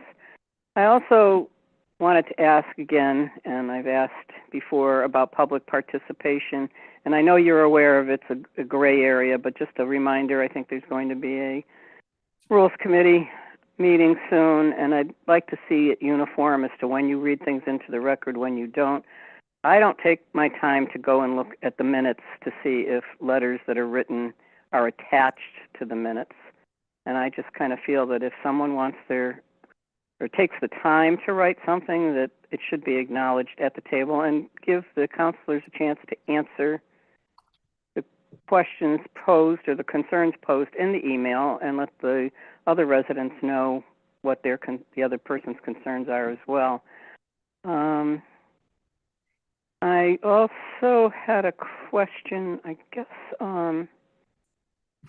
about the transfer of funds, but I'll hold that and send it to Janet tomorrow.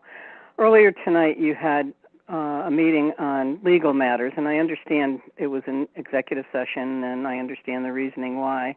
But I think a few years ago, someone asked, after there was some publications about lawsuits against the town and the status of them, is there any department, the town manager's office or something, somewhere in particular that one can call and ask about the status of a lawsuit, or do you have to go to the judicial website and just look for it yourself? I know recently there's been questions on Facebook about what's happening with the junkyard in front of someone's house on Maple Hill Avenue, and I know that's been an ongoing lawsuit for as long as I've been paying attention to town plan and zoning. So just out of curiosity, is there someone in general that could be called if anyone had a particular question about a pending lawsuit?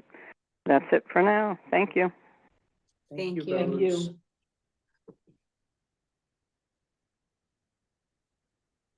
Do we have anyone else?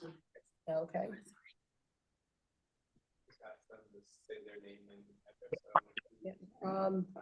Whoever is on their iPhone, could you please state your name and your address, and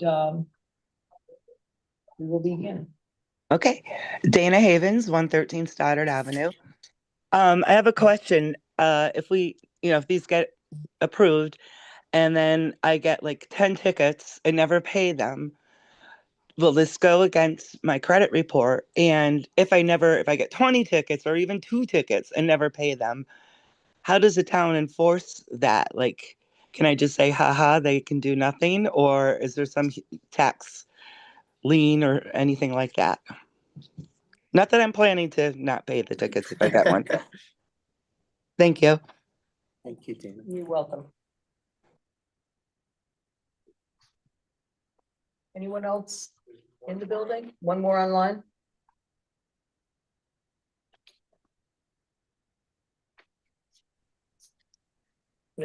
Yes, I'm Lewis from 482 Churchill Drive. I'm here today to express my concerns about the proposed red light camera program and its effectiveness in improving traffic safety for the residents of Newington. The structure of this program appears to less focus on safety and more on revenue generation. I raise concerns that it is functioning in the form of taxation, and the way the program has been presented suggests that this is a significant financial interest to the company and may actually be the driving implementation of it, which warrants careful scrutiny. While red light cameras may issue citations to motorists, they fail to issue ones to the faster growing safety concerns with the roads, with widespread disregard for e-bikes, bicycle riders, and jaywalkers, because these systems rely on license plate information and are unable to enforce violations committed by cyclists and e-bike operators. Many of these riders routinely ignore traffic signals, travel against the flow of traffic, and enter into intersections unpredictably, creating serious risk for pedestrians and motorcyclists alike, which we've been hearing more about on the news. These unsafe behaviors would remain entirely unaddressed under this proposed system. Additionally, a recent signaling of the new signals we have in the Berlin Turnpike, especially the ones like by Casadoro, where the signaling sign seems to be very short, it does not give you enough time for adequate clearance. These can result in other citations being cited due to the reckless behavior and not because of being flawed by the signal timing and the intersection design. For these reasons, I do not support the installation of the red light cameras in Newington. I'm also concerned about the potential for fraud and abuse. As a business owner, I firsthand have experience with these new business things going out with the state of Connecticut to file your business. And there's a lot of falsification ones out there that just mimic the thing. And as you have the website to pay it, it is not the real website. It is some third-party thing, and it's a scam. And I'm afraid that these scammers are going to copy these same violations and going to cause them so that this way here, we're actually paying scammers and not our actual town. Thank you. Thank you, Louis.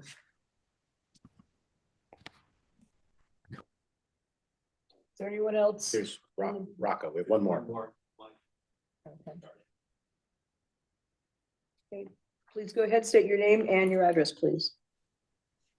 Yes, good evening. Rocco Chirenza, 411 Maple Hill Avenue. I guess I have one concern. I haven't developed a position on whether or not I think this is a good idea or a poor idea, but I did have one concern regarding the statements of due process and requiring the ticket to go to the registered owner of the vehicle it seems to me that when the government issues a citation of some sort, the government should bear the burden of proof as to you are the actual person who committed the offense. And so there may be a problem with the statute or otherwise, but I do raise a concern about whether or not due process is satisfied if the owner has the obligation to come forward and identify who the actual perpetrator of the offense is.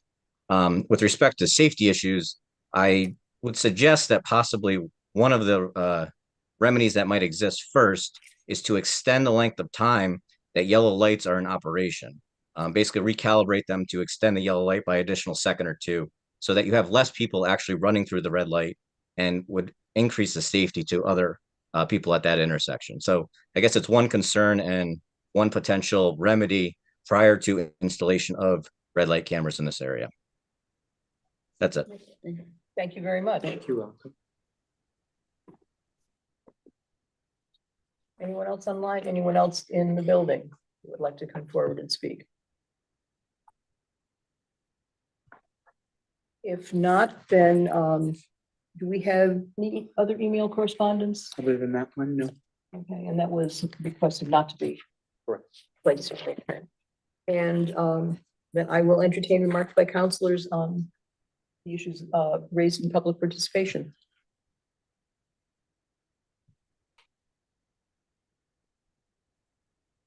Counselor Tiniakis.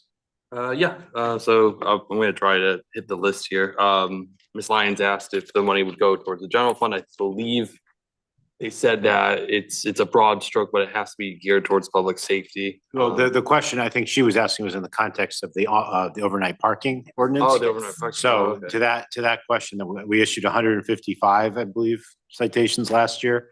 I, as appeals officer, I probably waived maybe 15% of those. So let's say in round numbers, at $25 a head, we probably raised about $3,000 from those overnight parking violations last year. So if we cut the months by 3 months, I mean, in broad strokes, let's say we lose about $1,500, not a substantial impact on the general fund. And that money, it does stay in the general fund. Yeah, general fund. Okay, gotcha.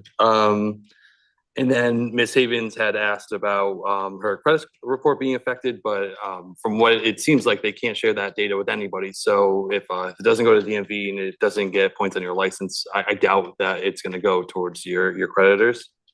As far as enforcement, they had mentioned we could add late fees. We kind of have a flexibility in the ordinance that we might propose for this to enforce it a little bit, but obviously we'd have to get there at that time. I don't think I missed anything, but if I missed something, you guys got it. Thank you. Counselor Floyd. Thank you, Deputy Mayor. I will also go through the list as Councilor Tiniakis said. First, I'll actually ask Councilor Tiniakis to Ms. Lyons' point about the Rules Committee. I know a meeting is coming up. Would you like to share when that meeting was? Yeah, tomorrow we're actually meeting in this room, 6:30, I believe. But yeah, we are going to be discussing the ins and outs of how we're going to be handling correspondence, as well as a few other things that we want to change. But that is definitely on the docket for tomorrow. So Ms. Lyons, if you're still here, please join us and give us your opinion at the time. And then as Councilor Tiniakis said, to Ms. Havens' point, it does sound like, at least from the presentation we received tonight, that the tickets don't go towards your credit report. As you said, they don't get reported to insurance because there's, civil infractions. So that's not a concern. As far as enforcement, Councilor Tiniakis mentioned the late fees. It sounds like through an ordinance, we can also potentially have this reported to the DMV as a potential registration hold. But again, that's something that council would have to consider if that's something we even do. So, and that's it. And I would just add one other thing Ms. Lyons asked about. That was about the status of lawsuits. So unfortunately, the town's official position on lawsuits is we can't comment on pending litigation. So unfortunately, there's not much we can report to most of the things that were discussed, that are discussed with our attorney. And tomorrow's meeting starts at 5:30. Thank you. Thank you. Okay, if there are no other comments, I'm going to move on to Consideration of old business, and that's the adoption of amendment to overnight parking ordinance. Once again, I will be happy to read the ordinance, and then I would ask Councilor Plurd if you would read the resolution. Certainly, happy to. So proposed ordinance number 2527-01.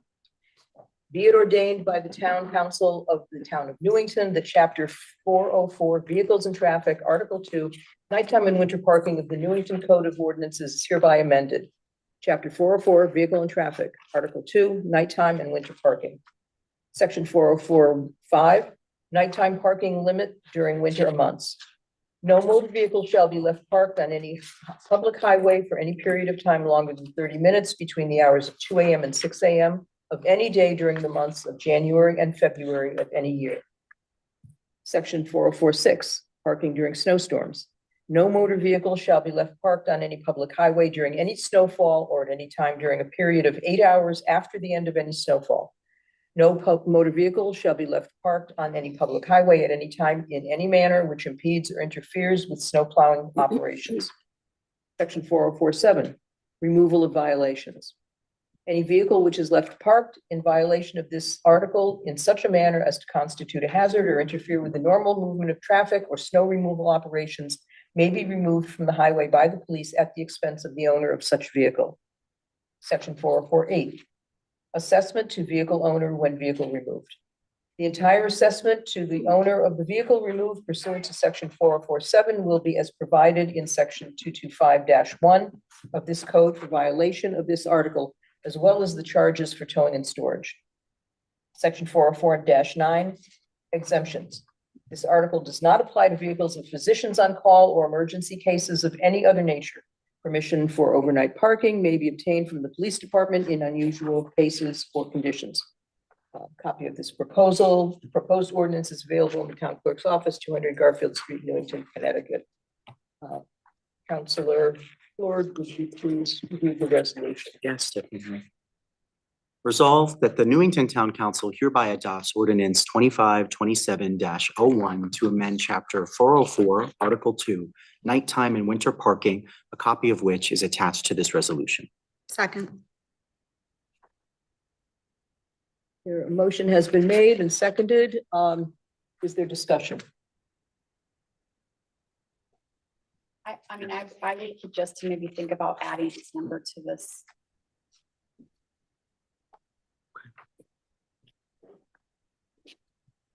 Councilor Floyd. Thank you, Deputy Mayor. First, I want to thank the members of the public who came out and spoke, including suggesting the suggestion that Councilor Capello just made as well. And just sharing their point of view on this change. I've heard from a lot of people for a long time about the parking ban. I know we all have. It's a major headache for a lot of people. It's also a safety function, though. And I think that's really important for us to recognize, right? That whenever this is put in place, whether it is within these months, this time frame, whatever that time frame is, or it's just called for by the police department and public safety officials when there's a snowstorm, that it's being put in place because there is a real safety concern. And we want to make sure that folks' vehicles are safe, that the roads remain safe, that we can get to where we need to get to safely, and that the streets are plowed. I think one of the things that I've been reflecting a lot on from folks sharing their perspective on this is how we initiate parking bans outside of this time frame, right? So if this is January through February, as this ordinance proposes, if there is a freak snowstorm in December, like we just had a couple weeks ago, knock on wood, hopefully we don't have any more.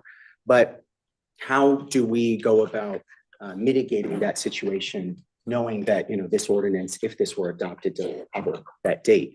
And I know we've talked about this at council before, and I know Chief Perry, I think, has left the room, but in any case, I'm sure the police department can speak to it, that in the event there is a snowstorm, they can still initiate a parking ban regardless of the time of year, including, in August, in December, and any time. And so if there is a real safety concern, that is still an option available to our public safety officials to make sure that they keep us safe, that the roads remain clear. Ultimately, I think having such a burdensome ordinance on its face without, right, those other exceptions, but just blatantly limiting the parking for all of these months, is such an intrusion, a regulatory intrusion into people's behavior. I think it's too big of government to be focusing on that kind of behavior. Again, when there's really no safety concern outside of those instances that might warrant it. So I'm supportive of this just to get out of our residents' hair a little bit in the instances where this is not necessary, though I fully support and am glad our police department is empowered to initiate bans when necessary as snowstorms may arise. So I'm supportive of the language as it exists here for January and February. Thank you. Thank you. Councilor Boudreaux. Yeah, prior to, like, well, I guess the public hearing just kind of solidified things that I've been hearing off the record in conversations. I had no problem with this ordinance at all, because I think November through March was burdensome and kind of over the top, but would also, a few weeks ago, we did have, two snowstorms in a row, and hearing the people who did care enough to come out and talk, most of them were just concerned about the month of December. And in my opinion, winter is December, January, February. November, I could see not, March, maybe not, but the fact is this year did kind of prove that it does snow in December. I don't think it's an anomaly. I think the anomaly was when it didn't snow. We are shortening the burden or lessening the burden on our residents. This is a change. I personally now listening to, people both in the public hearing, the letter that we received, also to our town council emails, and just people I've been talking to, they do consider December, January, and February, winter months, and it's been proven that it does snow, and I think that I'm vacillating now, and I'm not going to say I do or don't, but I'm somewhat thinking that maybe keeping December might not be a bad idea. Mayor Truster. Thank you. I just had a question for Jonathan. We had two snowstorms in December. One of them was significant. Did the PD initiate a parking ban during those snowstorms? Yeah, just for the second one, which the one that was like the day after Christmas, I think, that dumped like 8 or 9 inches. That did get one. The one before that was like 2 inches didn't merit a parking ban. And as the ordinance is, the present ordinance is still active, do you have any insight on any tickets that were written in the month of December of 2025? I don't know. And Lieutenant Malfi, any thoughts?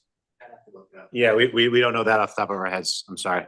I did get maybe 2 or 3 appeals that I approved, so.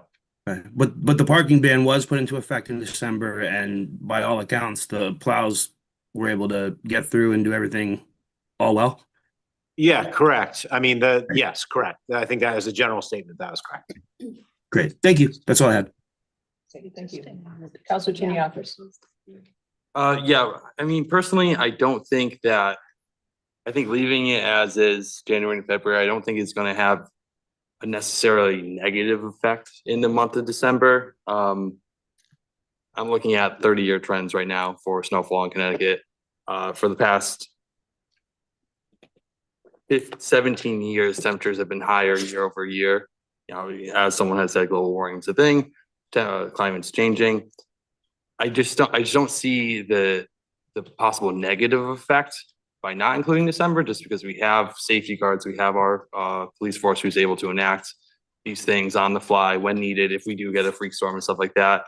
So I'd much rather just get this passed so we can then move on to more important things that are coming up. So I'll likely vote yes for this, just because I don't think there's a huge risk of any kind, because we have those safety protections in place. I will just say that, and I'm echoing what I've heard from a couple of the other counselors and as I've been considering this, that, we had a major snowstorm several years ago in October. And we've also had snow in April and almost into May. Shortening, I didn't say that really. Truncating the ordinance time or dates to January and February, I feel comfortable with. Also knowing that if there is a snowstorm imminent, that there is always, I don't want to say the possibility, there will always be notification of a parking ban. That's right. So that said, regardless of when the snow falls, people will be safe, people will be notified, plows will be available, police and other emergency vehicles will be able to make it through the streets as needed. So I'm feeling very comfortable with what we're doing. One quick question, and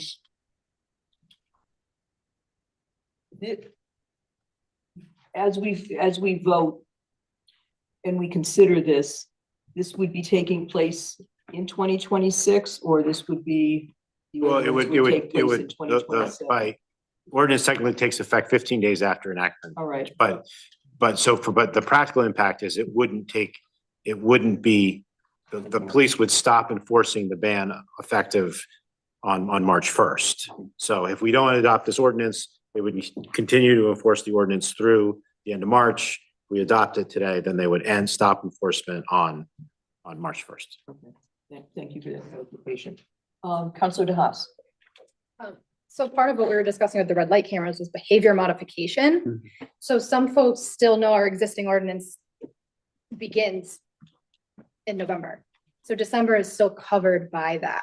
So I understand the public's concern about December being dropped off of that. Do I think that we need to debate back and forth and necessarily change what we have written? No. But I think we should monitor it to see if the behavior modification happens once we drop those months as well. So if there becomes an issue in December, we can reconsider something at that time. Councilor Plur. Thank you, Deputy Mayor. I just want to say I completely agree with Councilor DeHaas. I think if there's, we'll try this, right? We'll try and see how this goes.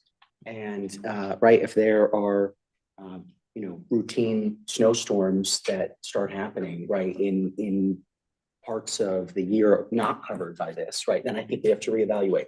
Or if there are a lot of violations, right, in areas not covered by this ordinance, then we have to reevaluate. So I completely agree, and I'm thankful. I think that the police department has been such a good partner throughout this process, considering this change, and will, I'm sure, be able to provide us with that data. If there are no further comments or questions, we have. Councilor Bedrejko. Oh, I'm sorry, I didn't see that. Go right ahead, Councilor Bedrejko. No, again, this is one I'm really struggling with, to be honest with you, but as Councilor Plord had said, the police department has signed off on this, the highway department has signed off on this. I still feel that, December, January, February is winter, but, there are options. There are ways to notify people. I hearken back to something though that Ms. Lyons had said, is that neighbors have to be considerate of their neighbors. And I think that's what a lot of this issue is. It's not necessarily the parking ban per se, December, January, February. It's the fact that all year, perhaps neighbors are not maybe being as neighborly as they can be with the way they park their cars on the street, no matter what month it is. And I wish there was a way that we can perhaps modify that behavior. But again, I guess I'm back into the yes vote now.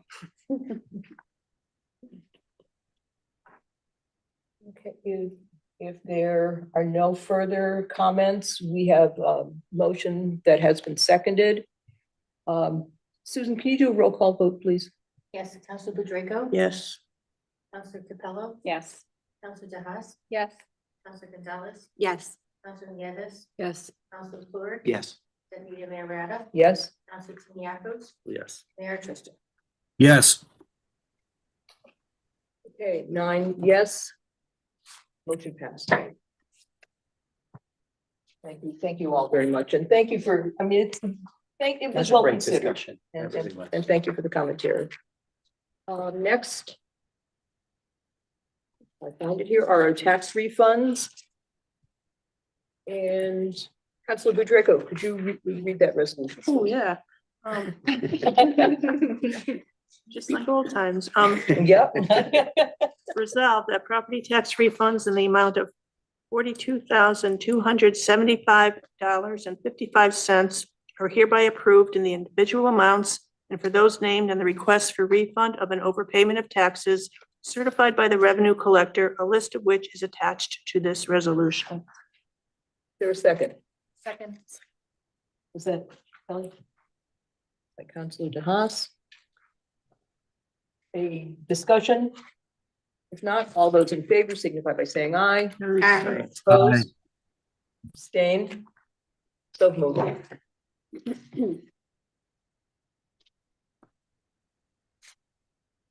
We have minutes of the previous meetings. As of the special meeting on December 9th and also the regular meeting on December 9th. Does anyone have any additions or corrections? Anything outstanding that they want to mention?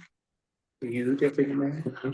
No, and I only got through part of, I did the special meeting and went through part of the regular meeting, but I did not find anything that glaringly set my teeth on edge that I needed to report. So we can do this one at a time, approval of the minutes, I guess. I think you. Yeah. Okay, so minutes of the approval of the minutes of the December 9th, 2025 special meeting as written. So moved. Second. Any discussion? All those in favor signify by saying aye. Aye. Opposed? Abstained? So passed. And the December 9th, 2025 regular meeting minutes. Do I have a motion to approve as written? So moved. Second. Any discussion? If not, all those in favor signify by saying aye. Aye. Aye. Opposed? Abstained? So moved. We have resignations and appointments. And I think these are all for Councilor Budrako. Yes. Okay. There's no resolution. Resolved that the Newington Town Council hereby makes the following appointments. Commission on Aging and Disabled. Paul Lenzi, member, 25 Longview Drive, Party R, term immediate to 11/30/2026, replaces de facto member Elena Starr. Board of Education, name Kelly DeHaas, Newington Town Council member, 45 Lincoln Road, Party R, term NTC term. Permanent Municipal Building Commission, name Gail Budrako, NTC member, 21 Isabel Terrace, Party R, term NTC term. Newington Housing Needs Study Committee, name Nancy Capello, NTC member, address 66 Pepperbush Lane, Party R, term NTC term. Second. Okay, we have a motion and a second. Is there any discussion? If not, all those in favor signify by saying aye. Aye. Opposed? Abstained? Resolution is passed. We are moving into consideration of new business. And we have Janet here to walk us through the 2024-2025 mid-year transfers. Welcome. We're always happy to see you. She does. I know, yeah. Don't, Oh, don't sound that enthusiastic. We, by the end of March, in April, we won't be. To the new members, trying to explain to you, twice a year, I'll come before you to do budget transfers. This is the mid-year one. I can't do transfers before January between departments. So this is the first chance I have to give you guys the forecast and any transfers. There will be another request, just so you know, before the end of the year for anything else that comes apart. I also be looking forward, so not in here are any of the CIP budget transfers. I'm going through those with the department heads as we're doing budgets to see what money on any projects have been completed that we can transfer over. So you will be getting another memo outside of this probably in February before we get into the budget process. So we can clearly kind of see where we are with all the balances in the CIP. Told you we're happy to see you. See, I know, I know. I want to make one correction before I even start. This is what happens when you try to do something a little too fast. The revenue production is not much, but it's better than the 1.7 in the hole I was saying we would be. If you look at the status of revenues and where it's showing, on the second page, where we're seeing the money that we get, is it second page or sorry, the first page? Just trying to look down. Where we see the amount that we're getting for the motor vehicles from the state. Should be like 2 minutes. I originally didn't change, it's on the second page, motor vehicle property. I didn't change the estimate. That was last year's estimate. We actually did get the full budgeted 2.6 million. So where I'm showing us now, this is a very conservative view. I'm showing us in the whole 1.2 million. And that is mainly due, as I go through it, to the budget amount we put in there as a transfer from the Board of Ed non-lapsing fund. We are continuing to talk with them. The goal is to be at very least come in flat.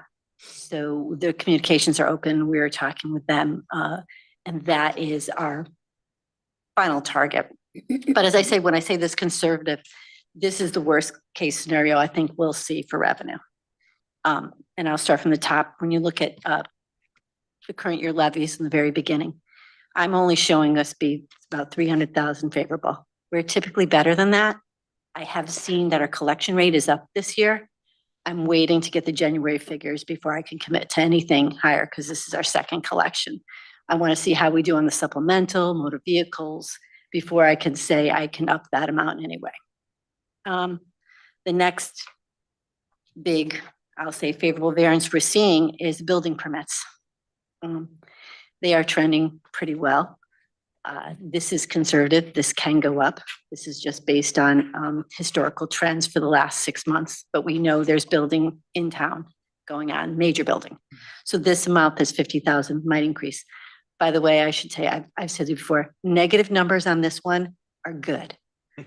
So it's confusing. The negative ones, when you see negative, when I've got the variance column, the negative numbers are good news. Our next great variance that we're seeing in a good way is interest earnings.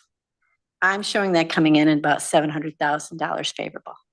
That being said, I am seeing the interest earnings slow down. I'm seeing the markets take a couple of hits. With every federal cut we take, we will continue to see the banks and the interest rate that they offer me slowly but surely kind of erode. We started the year at over 4%. My highest one now has gone to about 3.75. So we're starting to see that kind of decrease. So that's why it's not me saying a double what we're currently getting, because between the market and the interest rates, I might take a little bit hit for the last 6 months. On the second page, there's been talk about this. There was talk about this when we opened up the cannabis stores. This is the one where you're seeing a negative variance of 100,000. I have seen the sales and the collection of this tax based on cannabis users go down. I think we'll be lucky to make 200,000 this year. We used to make over 300,000. It used to be the additional went into a grants fund for human services and education, drug and awareness education. We won't see that this year. And as I mentioned, the last variance you'll see, which is the big variance, is the Board of Ed transfer towards the bottom for the non-lapsing fund. That one right now, there's no guarantee they'll give us anything over the 600,000, but once again, we're working with them. So we're hoping this changes. We did have a meeting with them. We're going to meet with them again in March to see where they are on their expenses, where we are in our expenses, where we are in our revenue. With the final goal of both parties that we at least come in flat on revenue to budget. Anything else that you want to? Not on revenue. Now we'll head over our expenditure side. For the expenditures, we are seeing some favorable trends. I'm looking to say that we will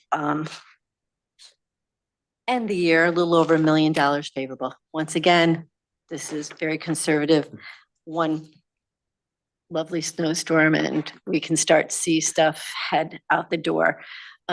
We did recently have, which aren't in these numbers, so you might see at the end of the year, we had a couple retirements. When you've had people here for long periods of time, we don't budget to pay them out for their vacation. So there are going to be some towards the end of the year that you're going to see in that aspect also.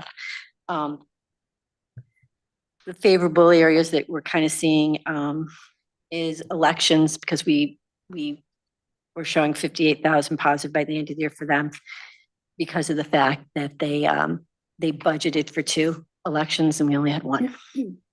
So finance, right now I'm showing that variance because we've had vacancies. Finance doesn't just include my department, but also includes the assessors and tax. So that's due to vacancies, position vacancies, and also due to elderly tax credit that gets budgeted in the tax office. And they haven't fully used that amount that we budget every year. I know we've been trying to advertise it and try to incentivize people, but it comes in under budget. Police department, I am showing them favorable right now. Once again, a few retirements, something happens. There are vacancies that they're finally getting fully staffed. And some of that regular staff money that they had for those vacancies is being offset by our overage in overtime. So we're gonna hopefully see that stay there. Fire department showing very favorable at 59,000. This is due to their fringe benefit account.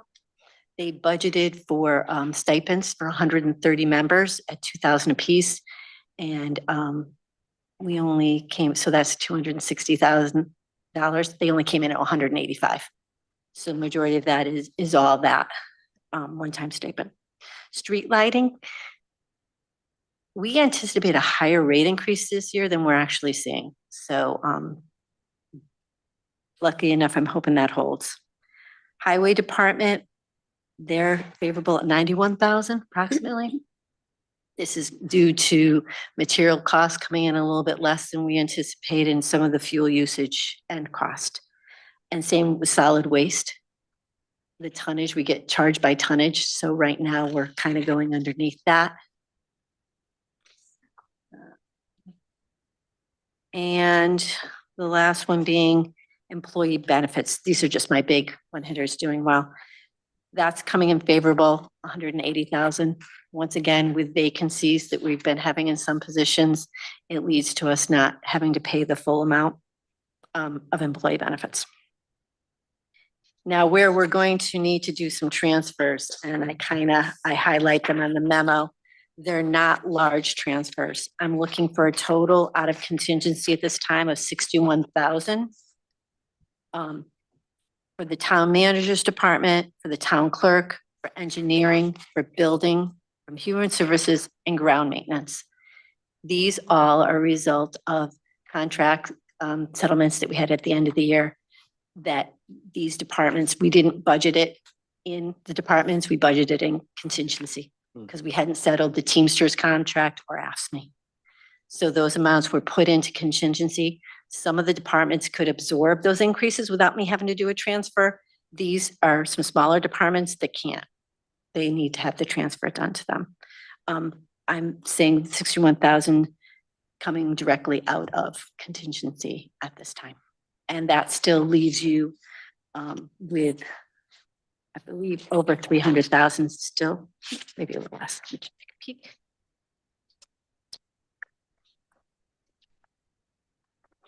Sorry. Should give the number, go back to that one. That's revenue, too many pages. Contingency, yeah. Yeah, they would let a little less than 300,000 in contingency. 280. To cover anything else that comes up before year end. That's it. Any questions, please?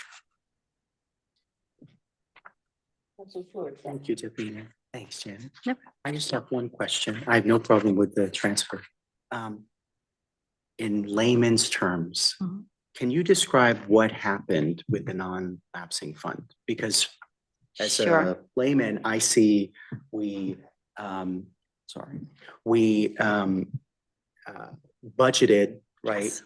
We Correct. appropriated that the Board of Education was going to proceed Correct. with depositing X number of dollars from this account Mhm. into our general fund for use to cover the budget. Correct. That's different than a revenue that just changes Correct. year to year. what So happened this was a one-time revenue. I had discussions with the former finance director upstairs and the Board of Ed. And when we talked, I think he didn't understand what I was saying. I gotta be honest. I said, so you're gonna have this available, so I'm going to be putting it down as revenue for the town. He said, yeah. But not understanding that they had already claimed it against their expenses. So when they did their budget, when the Board of Ed did their budget, they took that amount off of certain budget lines within expenses. So what they were requesting already contained that reduction for the use of the non-lapsing. So the big talk we're having and continue to have with them is their expenditures. Are they coming in where they thought they would be? Do they have any leeway? Will they be able to actually give any of that back and not use the full amount? So what I'm hoping is that although I show 1.2 million right now, my conservative view, we can make some of that up and hopefully be about 600,000. And that's something at the end of the year that they'll be able to contribute back. But that's basically what ended up happening. Okay. I appreciate that. Yeah. I won't like bang the desk, but Yeah. that is absurd. That is completely absurd. We It- could not have been any clearer. It that was was going to be used listed for that and we purpose. had the discussion and But I'm glad it meetings was, seem to be going well. yes, we are meeting with them to Thank try you. to work together collaboratively to fix it, basically. Thank you so much. I just, apologize, just follow up on this. So they took money off their line items in their Yes. budget to make it look like the budget was reduced, figuring that they would have. That this they would money use a in the- non-lapsing, correct. Okay. Where I was on my side figuring in it as revenue coming in to us. So we were both counting it. Thank you. And we talked this year too, that we're gonna get more detail because we didn't see that. Yeah. All you see is That's their right. number. So Lynn, who's their new finance person up there, has been you asked for details and we can definitely get it. That's Like I great. know you guys talked about last year, wanted to see the actuals and some of the history. She's gonna include that. That's That's great. fantastic. Thank you, Janet, so much. Okay, somehow I just lost my screen. Council- Counselor. So what specific Board of Ed expenditures, or cost increase consumed that 2.1 million surplus that was assumed that they had adopted on the budget? So what they end up doing is when they do their line by line budget, they were taking that amount and just reducing their request. And it was mainly wages. It was mainly wages and salary that they were doing that in across the board. So there's like, say you have the math department that they'll show, they were taking a certain amount out of math and everything like that and going one by one on those. Councilor Tiniakis. I'm gonna spare some of my words here, but I just wanted to thank you for clarifying that, because that was a big question that we had. Yes. And yeah, I'm glad that we know that now, yeah, as. Councilor Pedrego. Just, so the transfers that you're asking for now are all, basically due to like contract or. Contract whatever. negotiations. So there were no like holes in our operational budget or new. Not projects or- yet. I'm hoping not. Yeah, no, we actually, it looks like we did a pretty good job of actually getting things. There's some areas I'm definitely watching, but nothing that I'm seeing that's major. Barring any. Yeah, barring anything, any good storms or anything like that. Yeah. Well, I know, you and the town departments did a very good job, I think, of what do you need? Yeah. Not necessarily what do you want. We tried to make sure we went through the department heads and say, you've always been lower in this, or you've always been high in that. Why don't we adjust? We did a lot of that last year, which I think we're seeing. For some reason, it's always legal notices and stuff, and I'm not seeing that this year. And it's not legal bills either. So. Thank you. Doing good. Yep. If there are no other questions or comments, Janet, thank you as always. You're welcome. We know we'll be seeing you soon. You Thank you very much. Oh, I'll stay up there. Oh, yeah. I'm sorry. Forgot from the next thing too. We'll move on to the 2026-2027 budget schedule and have that before us. Jonathan, is there anything you need to say? No, I mean, I think it's self-explanatory. I think there were conflicts last year with the St. Patrick's Day Parade, so hopefully this doesn't conflict with that at all, so. Thank you. Thank you. I love the St. Patty Parade. It's set up, it's similar to what we've been doing, like the 2 days of presentation, days for deliberation, days for suggested cuts. There is the Saturday meeting. We love Saturday. It's painful, but it's good just to go in and, Like boot camp. yeah, just get it done with. So, I mean, Well, remember, lunch? I think, They yeah, do. yes, yeah. Well, snacks moving forward, yeah. I know Gail must remember the nights we were like, I mean, if we're not doing this, we're here like 2 or 3 times a week for like an hour at a time, which just seemed crazy. So. I'll sacrifice one Saturday, a long Tuesday and one Saturday. Anything specific? I have sent this to the Board of Ed. They are good with the date that they're presenting, so. And as a reminder too, we have that February 4th joint meeting Yes. Right. in the Helen Nelson room with the Board of Ed, in which they'll unveil their budget. Just a quick question, Janet or Jonathan, do you know off the top of your head the date at which the board anticipates adopting their tentative They're budget? typically adopted towards the end of February. We get it the very last minute before we put it in the book and give it to you guys at the beginning of March. Maybe a week or so before. So I'd like to say it's as per their meetings, but typically they always add another special meeting or something to talk it through a little more. Thank you. Any other questions or comments regarding the budget schedule? Yes, thank you, Janet. Thanks. How Thank long you. are the meetings on Saturday? Usually work. The meetings on Saturday, we usually start at 9, and then we go through CIP, which is like our biggest item, is all the capital projects. The latest I think we've gotten out is like maybe 2:30, but last year we got out earlier. Last year we were done by noon. We'll get out. We'll get us out quick, Nancy, I promise. You jinxed it. What the hell? Yeah. Thank you. You're welcome. Thank you, Janet. Yeah, thanks. We're gonna move on to written and oral communication from the town manager. Yeah, just a couple of things. Earlier today, I believe Heather sent out a memo from me to both council as well as to the department heads. And also they will go to the various boards and commissions for soliciting nominations for Volunteer of the Year for last year. So we could give that some thought about a deserving member of the community for that award. Winterfest, the library is Friday. I believe that it's sold out, but I will be there for my first time ever, so I'm excited. Yeah. And then last but not least, as you may have seen, the stairs from Garfield up to Mill Pond Park that stairway is closed right now. We're in the process of replacing those treads with both ADA compliant and also American with High Heels Act compliant tread. Somehow the treads. thing? You know, I'm kidding about, there's no such act, Because of all of the bright speed that go up, somehow the steps will be easy on high. They won't heels. eat their heels. Exactly. Nice. So look. You hear forward to that, John? Yeah. So that's all I got. Love that. Thank you. Council liaison and committee reports. We don't have anything to report. Councilor Triniakos. There's some fun stuff going on at the library. They have started to get ready for the annual 5K race that's coming up. So that's in development. They have a few events coming up in the woodwork geared towards children and teens. So that should be fun. It sounds like they're going to be like a workshop and like a play, and maybe like a concert series going on.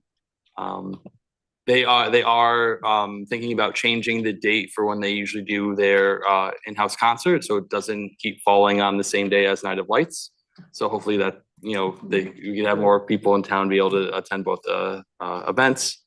And then they are working with Joe Salamone in the town to replace the front door of the original building, which to my surprise it costs anywhere from 30 to 50K. So they're working to get grants and they're working to get that process going. So hopefully they can restore that door back to its original glory there.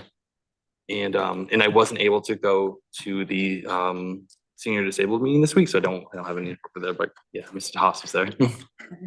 For that one, I was zoomed into it. They're pretty status quo. She did touch on their budget, which we will see soon. One item that Jamie had mentioned was they're still looking for a part-time 19 hours a week dial-a-ride driver. It's a non-union position, but they've been having some trouble filling that.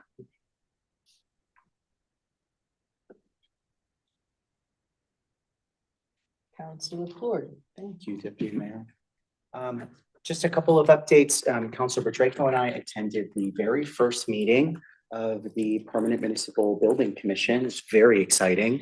And obviously they proceeded with discussing the two projects that we sent their way, one being the Chapman Street Firehouse and the other being the Animal Control Center of some kind. We obviously thanked all of those members for what is going to be very lengthy and intense service in service of those two projects. But it seems like the wheels are already turning. There's going to be a tour of the Chapman Street Firehouse, or I'm sorry, the Connecticut Canine, both potentially. Yeah, both. There you go. But there's wheels turning on both of those projects, and they're moving forward nicely. So we're thankful for their service. The Zoning Commission, I just want to note, plans to meet tomorrow, where among their litany of things on their agenda, one of them potentially of note to the public is a new affordable housing development that's being considered on Lewis Street through 830G, a range of units. So certainly encourage people, if they're interested, to tune into that meeting, listen in, learn a little bit more about what that project could mean for our community. And I know Councilor Draco and I also both attended the Economic Development Commission, but I know Councilor Draco, you were in person, I was online. I don't know if you want to share anything about how that went. I don't know. Okay, that's all right. I'll say that the commission did seat a range of new members, brand new members to the commission. So we thank them for their service on the commission, and that they're continuing discussion of the letter writing program that they've done, and a few other things, including town branding, et cetera, which we've been talking about as at a council level as well, about potential opportunities to support that work. So they continue moving forward with those projects. That's all I have. I'm just going to add on to some of the items that Councilor Fleur talked about in terms of the Permanent Municipal Building Committee. Just they did elect all their officers. So Steve Woods is the chairperson, Stanley Sobieski is vice chair, and Joe Harvey is secretary. Regarding town planning and zoning, tomorrow night there are two public hearings. If people are interested, one is on the Prime Burger spot, which is on Christian Lane and New Britain Avenue, to allow live entertainment and also to alter the hours of operation. And then the second public hearing would be to change the use of the convenience store, which is at the corner of Willard and Robbins, from a convenience store to a liquor store. So if anybody is interested in those two items, they can go to the public hearing tomorrow. Councilor Gonzalez and I attended the Open Space Committee, and they had election of officers. Gia Pasquarelli is a chair, Bernadette Conway is a vice chair, and Julian Chen is the secretary.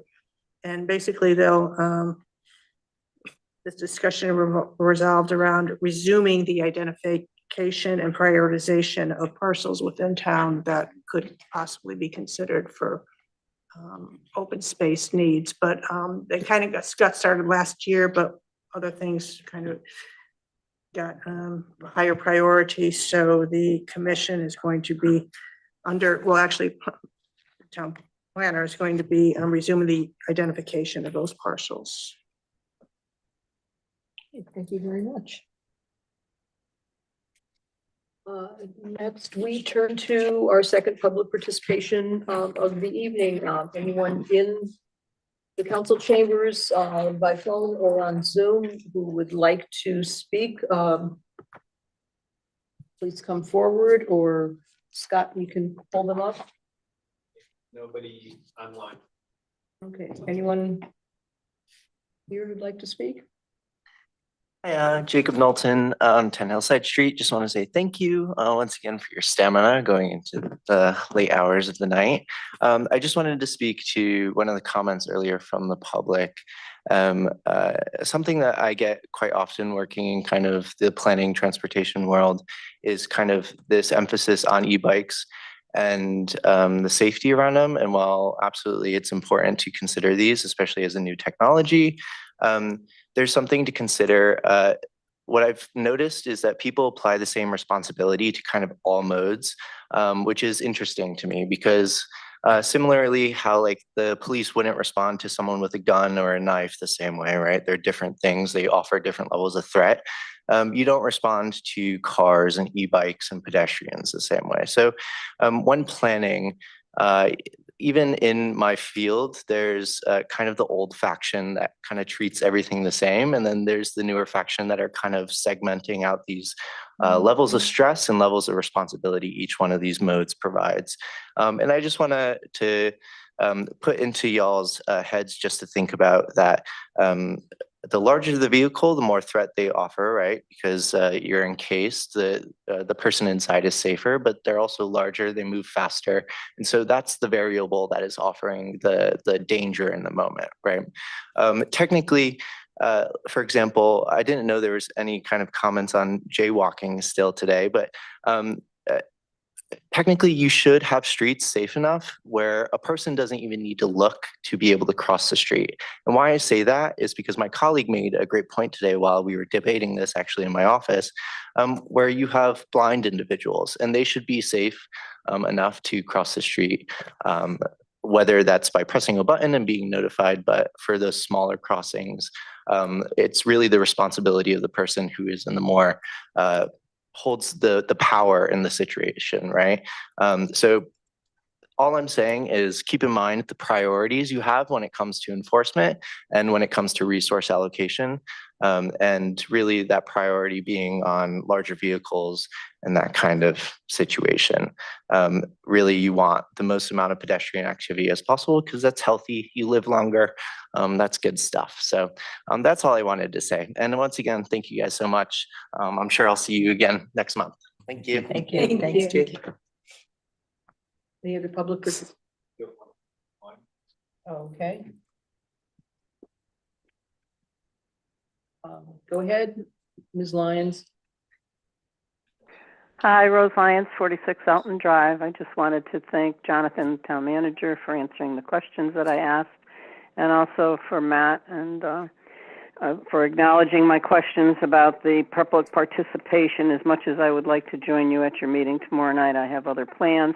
But I think after 2 years of me expressing my concerns at town council meetings, Lauren knows how I feel, AJ should know how I feel, and Matt, I think you know how I feel, and I believe that Gail also has heard me tell my feelings about the public participation. It seems a lot of people, especially with the overnight parking, have done a lot of talking in person or through emails to the town councilors. So I'm trusting that you're hearing what I'm saying now, and you heard what I said for the last 2 years, and hopefully they'll have some uniform way of acknowledging letters that are sent in during public participation or for public participation. Thank you. Have a good night. Look forward to the budget season, and I'll be bringing my Christmas stockings to the meetings this year, I hope. And one says, I need, and the other says, I want. So keep that in mind going forward. Thank you so much. Have a good night. Thank you, Mr. Lyons. Do you have anyone else online? Or? No? Then I will move to remarks by counselors.